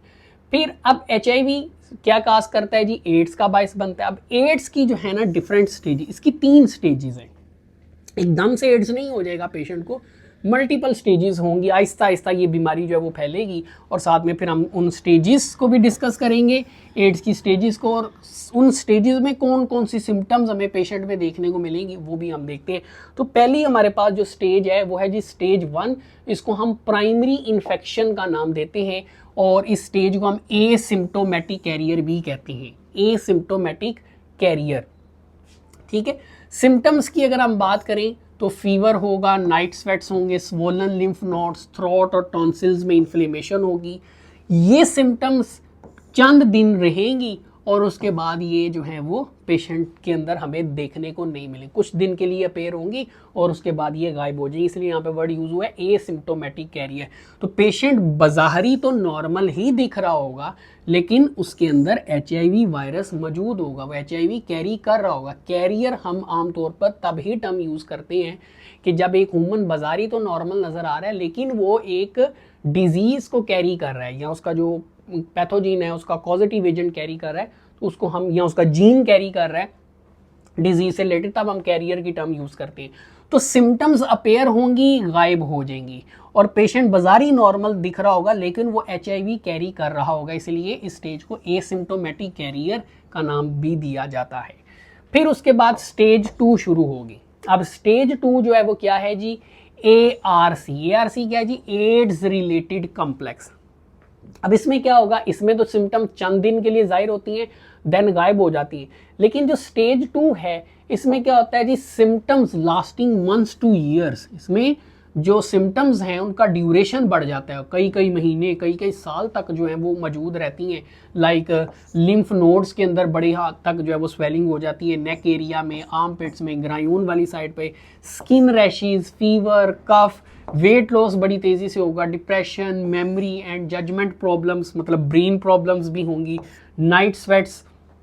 ये वो कंडीशंस होंगी, ये वो सिम्टम्स होंगी जो कई कई महीने, कई कई साल तक जो है वो उस पेशेंट में जो है वो मिलेंगी। तीसरी स्टेज को पहले डिस्कस करते हैं, उसके बाद MCQs करेंगे। तीसरी है जी फुल ब्लाउन एड्स, ठीक है। इसमें क्या होगा, बहुत तेजी से वजन जो है काफ़ी हद तक जो है वो कम हो चुका होगा, मल्टीपल अपॉर्चुनिस्टिक इन्फेक्शंस, ठीक है। अब अपॉर्चुनिस्टिक इन्फेक्शंस क्या होते हैं, ऐसे इन्फेक्शन जो आमतौर पे कॉमन छोटे या वीक पैथोजिन से जो होते हैं। तो आमतौर पे ये जो वीक पैथोजिन्स हैं जो एक नॉर्मल पर्सन के अंदर तो डिजीज़ अटैक नहीं, इन्फेक्शन कॉज नहीं कर सकते, लेकिन चूंकि इस पेशेंट में इम्यून सिस्टम वीक हो चुका होता है तो जो वीक पैथोजिन्स हैं वो भी डिजीज़ काज करना शुरू कर देते हैं, वो भी इन्फेक्शन जो है वो काज करना शुरू कर देते हैं, जिसे हम जिन्हें हम अपॉर्चुनिस्टिक इन्फेक्शंस कहते हैं। ऐसे इन्फेक्शन जो वीक पैथोजिन्स की वजह से होते हैं।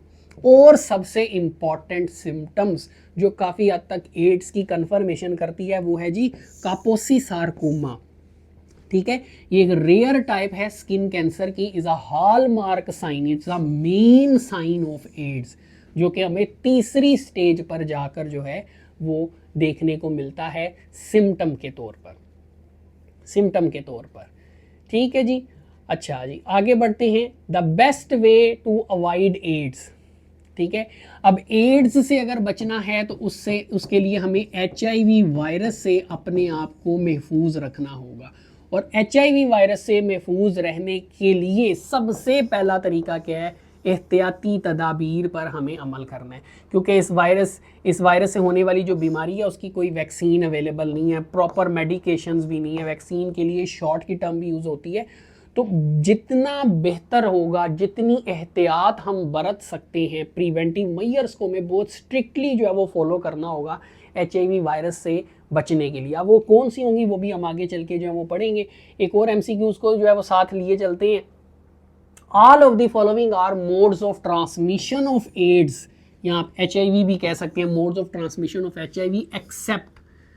तो जो HIV वायरस है वो ब्लड के जरिए भी ट्रांसफर हो सकता है, इन्फेक्टेड नीडल्स के जरिए भी होता है, सेक्सुअल कांटेक्ट के जरिए भी एक पार्टनर से दूसरे पार्टनर को हो सकता है, but not with shaking hands. Hand shaking से जो है ये वायरस एक शख्स से दूसरे शख्स में ट्रांसफर नहीं हो सकता।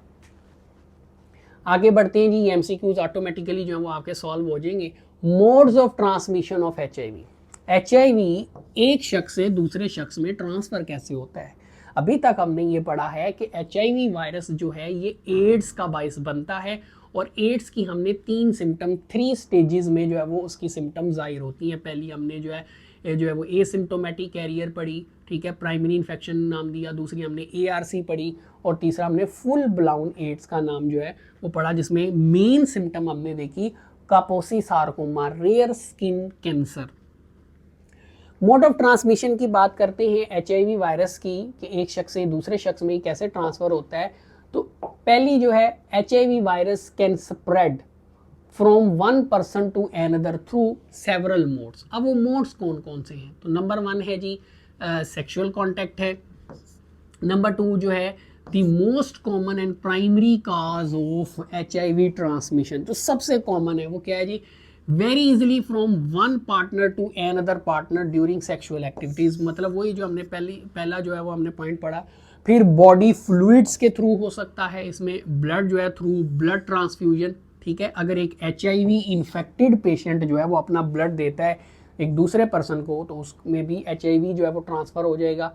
Then through contaminated surgical instruments if not properly sterilise, ठीक है। स्टेरलाइजेशन क्या होता है, इसमें फिजिकल मेथड्स के जरिए जो सर्जिकल इंस्ट्रूमेंट्स होते हैं उनको जरासीम से पाक किया जाता है, माइक्रोब्स को किल किया जाता है। अगर प्रॉपर जो हैं वो स्टेरिलाइज नहीं होंगे, थ्रू शेयर्ड नीडल्स, ठीक है, और सिरिंजेस, रेजर, ब्लेड, ठीक है, एक रेजर एक ब्लेड एक शख्स पे यूज़ हो रहा है, वही अगर वो इन्फेक्टेड पर्सन पे यूज़ हो जाता है तो वो बाकी अगर मल्टीपल पर्सनस पे यूज़ होता है तो उनमें भी HIV ट्रांसफ़र हो सकता है। फिर मदर टू चाइल्ड जो है वो ट्रांसफ़र हो सकता है, ठीक है, ड्यूरिंग प्रेगनेंसी, ड्यूरिंग डिलीवरी और थ्रू ब्रेस्ट फीडिंग। ये वो मुख्तलिफ मोड्स हैं जिनके ज़रिए HIV वायरस एक पर्सन से दूसरे पर्सन में जो है वो एंटर हो सकता है। HIV वायरस याद रखिएगा ये होस्ट स्पेसिफिक होता है, मतलब ये हर ऑर्गेनिज्म में डिजीज़ काज नहीं करता, ये मोस्टली ह्यूमंस में ही ये बीमारी काज करता है। क्योंकि एक एक्सपेरिमेंट में जब इनको मंकीज़ के अंदर इंजेक्ट किया गया HIV वायरस को, मंकीज़ के अंदर ये मल्टीप्लाई तो हुए लेकिन इन्होंने किसी किस्म की कोई डिजीज़ कॉज नहीं की। अगर हम डायग्नोस्टिक टेस्ट की तरफ आते हैं कि इस वायरस HIV जो है इसकी आइडेंटिफिकेशन कैसे होती है, तो उसके लिए जो डायग्नोस्टिक टेस्ट उसमें एलाइजा है, वेस्टर्न ब्लॉट है, फिर अवेयरनेस सिंबल के लिए जो रिबन यूज़ किया जाता है, रेड रिबन यूज़ किया जाता है, ठीक है, जैसे पिंक रिबन ब्रेस्ट कैंसर के लिए यूज़ किया जाता है, उसकी अवेयरनेस के लिए यूज़ किया जाता है। तो रेड रिबन जो है ये एड्स HIV अवेयरनेस के लिए यूज़ किया जाता है। अब HIV के लिए जो आइडेंटिफिकेशन टेस्ट हैं तो उसमें 2 मेजर लेबॉर्ट्री टेस्ट हैं। एक जो भी हमने ऊपर कहा इलाइजा टेस्ट है, ठीक है, एंजाइम लिंक्ड इम्यूनोसॉर्बेंट एसे, ठीक है, इलाइजा टेस्ट है। और दूसरा है जी हमारे पास PCR टेस्ट, ठीक है, PCR test. Among these, PCR is considered more effective because it provide more accurate results compared to ELISA, ठीक है। तो एलाइजा है, पीसीआर टेस्ट है, पीसीआर जो है वो ज़्यादा बेटर है। Which of the following is the route of HIV transmission? तो जी इसमें हैंड शेकिंग के जरिए तो हमने कहा था कि नहीं होता, living together in the same room ये भी नहीं होता, अनहाइजीनिक कंडीशन से भी ये नहीं होता, ठीक है। बेसिकली ये वायरल डिसीज़ है। तो वायरस जो है वो ब्लड के थ्रू जो है, कंटेमिनेटेड ब्लड के थ्रू इन्फेक्टेड पर्सन से एक हेल्दी पर्सन को, रेसिपिएंट को जो है वो ट्रांसफ़र हो सकता है। ट्रीटमेंट की बात करते हैं तो कोई जी इसका ट्रीटमेंट नहीं है, there is no complete treatment, ठीक है। हाँ, ऐसे कुछ मतलब आपके पास ऐसा ट्रीटमेंट नहीं है जिससे आप इस वायरस को ख़त्म कर दें या इस बीमारी को बिल्कुल ही ख़त्म कर दें। हाँ, ऐसे कुछ ट्रीटमेंट ज़रूर हैं, कुछ थेरापीज़ हैं जिससे आप थोड़ा स्लो जो है इसके प्रोसेस को कर सकते हैं, इसकी स्प्रेडिंग को जो है वो थोड़ा बॉडी में स्लो कर सकते हैं, टाइम ड्यूरेशन जो है उसको आप थोड़ा इन्हांस कर सकते हैं। इसमें जी हमारे पास एक ट्रीटमेंट है, एक थेरेपी है, एंटी रेट्रोवायरल थेरेपी, ART, ठीक है। ये कोई इलाज नहीं है but it helps in controlling the virus. तो उसकी जो मल्टीप्लिकेशन है उसको स्लो डाउन कर देगी, मतलब बीमारी की, डिजीज़ की जो स्प्रेडिंग है उसको स्लो कर देगी। इट प्रोलोंग द, जिससे पेशेंट की लाइफ जो है वो थोड़ी एक्सटेंड हो जाएगी and reduce the risk of transmission, ठीक है। कुछ टेक्स्ट बुक्स जो हैं हाँ ये क्लेम करती हैं कि जी वैक्सीन्स मौजूद हैं but they are still experimental and available in the and not available in the market, ठीक है। कि बास टेक्स्ट बुक्स में लिखा होता है कि जी इसकी वैक्सीन मौजूद है, अफ्रीका के अंदर जो है, साउथ अफ्रीका के अंदर जो है वो इसके एक्सपेरिमेंट्स जो हैं वो किए गए, लेकिन अभी भी ये क्लिनिकल ट्रायल्स में एक्सपेरिमेंट फेज में ही है, अभी तक ये मार्केट में अवेलेबल नहीं है।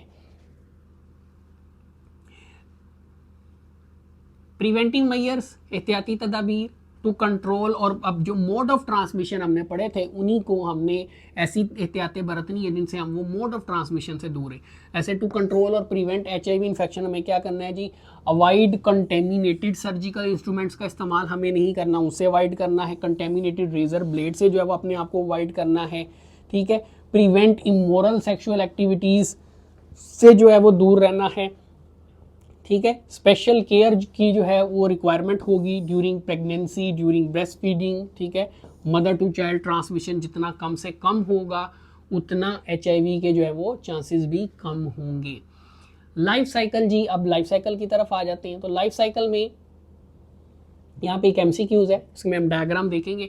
The envelope in a virus is derived from, virus के अंदर जो एनवेलप है वो कहाँ से आता है, तो ये हम पहले भी पढ़ चुके हैं मल्टीपल स्लाइड्स में। वो होस्ट सेल, वो सेल जिस पे वायरस अटैक करता है, उस सेल की ही मेम्ब्रेन से बेसिकली वायरस के गिर्द वो एनवेलप जो है वो बनता है।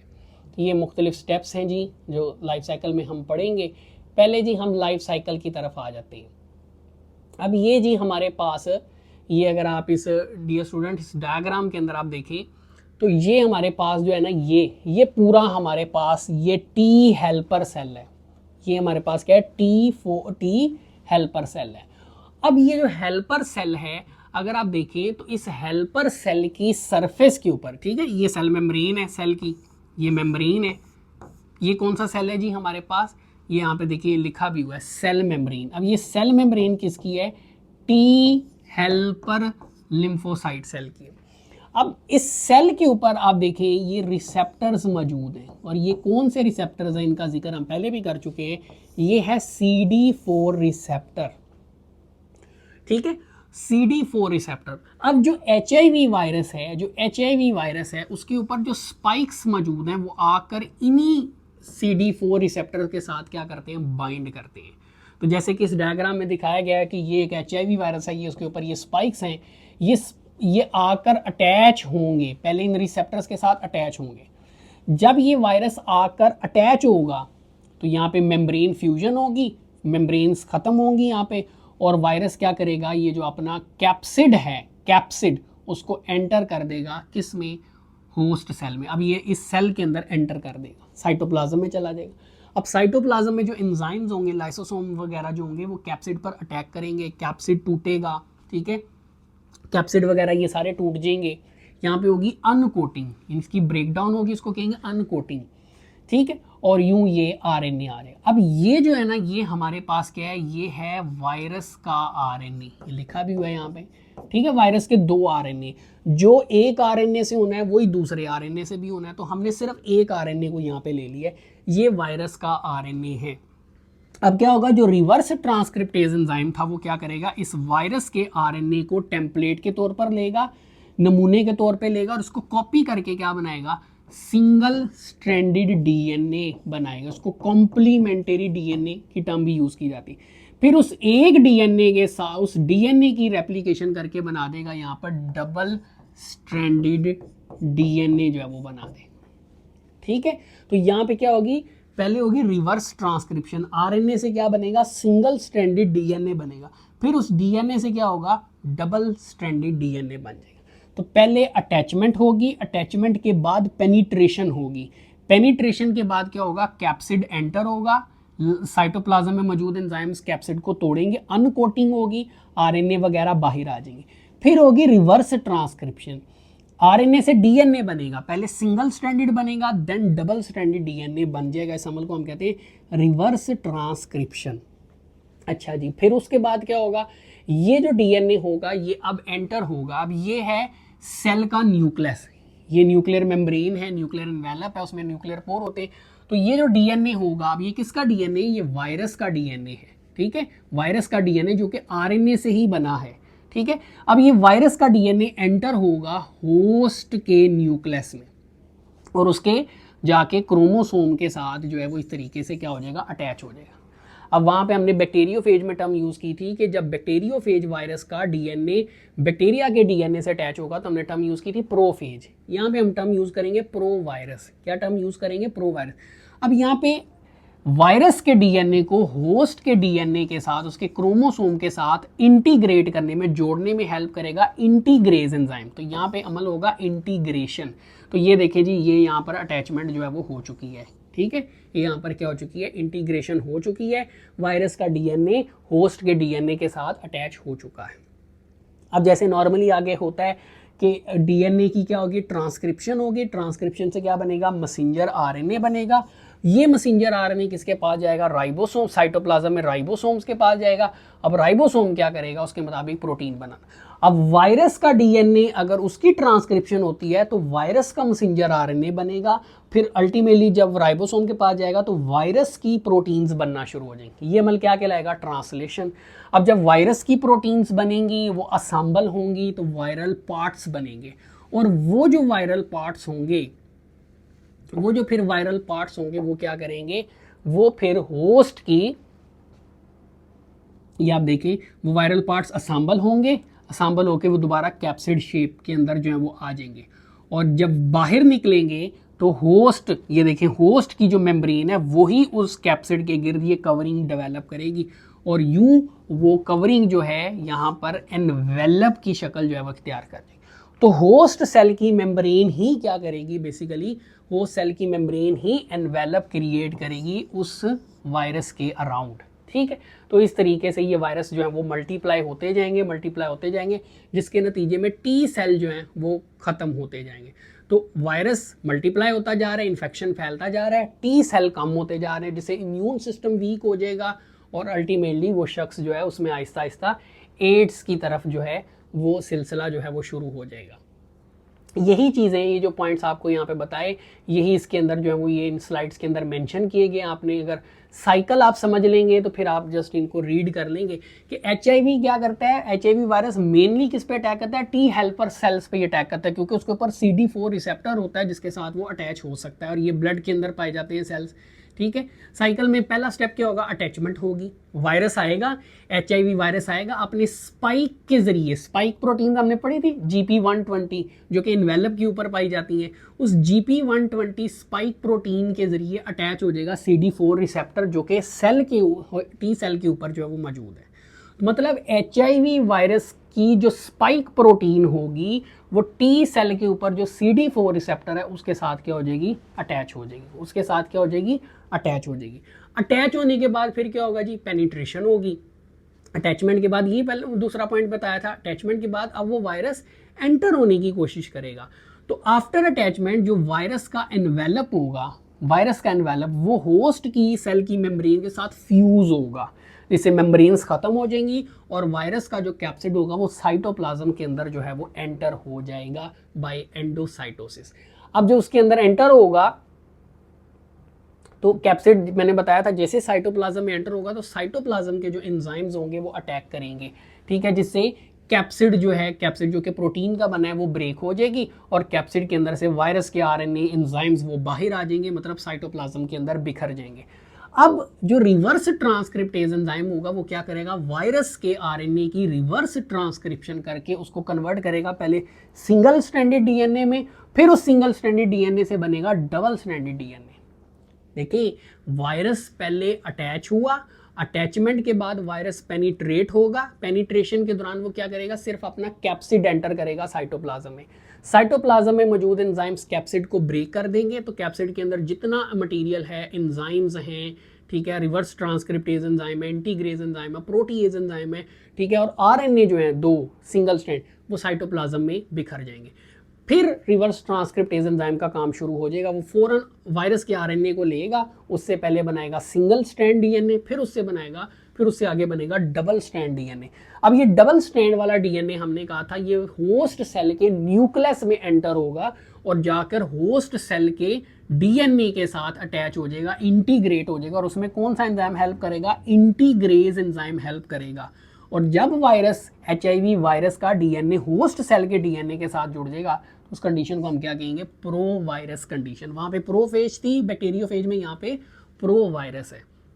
उसके बाद क्या होगा जी, अब वो वायरस डीएनए के साथ जुड़ चुका है, तो जब बाकी डीएनए की ट्रांसक्रिप्शन होगी तो वायरस के डीएनए की भी ट्रांसक्रिप्शन होगी, उससे बनेगा वायरस का मैसेंजर आरएनए, ठीक है, वायरस का मैसेंजर आरएनए बनेगा और इसमें होस्ट सेल की ही मशीनरी यूज होगी, उसी के एंजाइम्स यूज होंगे। फिर वायरस का जो मैसेंजर आरएनए होगा वो जब राइबोसोम के पास जाएगा तो राइबोसोम वायरस की ही प्रोटीन्स बनाएगा, वो प्रोटीन्स जो है वो असेंबल होंगी। यहाँ पे प्रोटीएज एंजाइम का काम है, protease enzyme process these proteins into functional viral component. अब राइबोसोम वो जो प्रोटीन्स बनाएगा उन प्रोटीन्स को फंक्शनल वायरल प्रोटीन्स में या वायरल कंपोनेंट्स में कन्वर्ट करेगी ये प्रोटीएज एंजाइम। तो रिवर्स ट्रांसक्रिप्टेज एंजाइम भी हो गया, इंटीग्रेज एंजाइम भी हो गया और प्रोटीएज एंजाइम भी हो गया। अब उन वायरल प्रोटीन्स को प्रोटीएज एंजाइम प्रोसेस करके किस में कन्वर्ट कर देगा, वायरल कंपोनेंट्स के अंदर कन्वर्ट कर देगा। वायरल कंपोनेंट्स क्या होंगे, असेंबल होंगे, ठीक है, असेंबल होके नए वायरसेस जो हैं, नए कैप्सिड्स में कन्वर्ट होगा। अब वो नया कैप्सिड बाहर निकलेगा, जब वो बाहर निकलेगा तो होस्ट सेल की जो मेम्ब्रेन होगी वो उस कैप्सिड के गिर्द एनवेलप बनाएगी, ठीक है, it acquire part of the host cell membrane. तो इससे होस्ट सेल मेम्ब्रेन का हिस्सा चाहिए होगा एनवेलप बनने में, जिससे नए HIV वायरस बनेंगे और जब वो T सेल से निकलेंगे, देखें ना यहाँ पे होस्ट सेल की मेम्ब्रेन ही उसके गिर्द एनवेलप जब वो बना रही है और यूँ इस तरह बहुत सारे HIV वायरस बनकर निकलेंगे और T सेल जो है उसकी T सेल यहाँ पर क्या हो जाएगा, ख़त्म हो जाएगा, ठीक है। तो इस तरीके से बॉडी के अंदर T सेल्स कम होते जाएंगे, जिससे इम्यून सिस्टम वीक होगा, जो फिर अल्टीमेटली एड्स का बायस जो है वो बनेगा।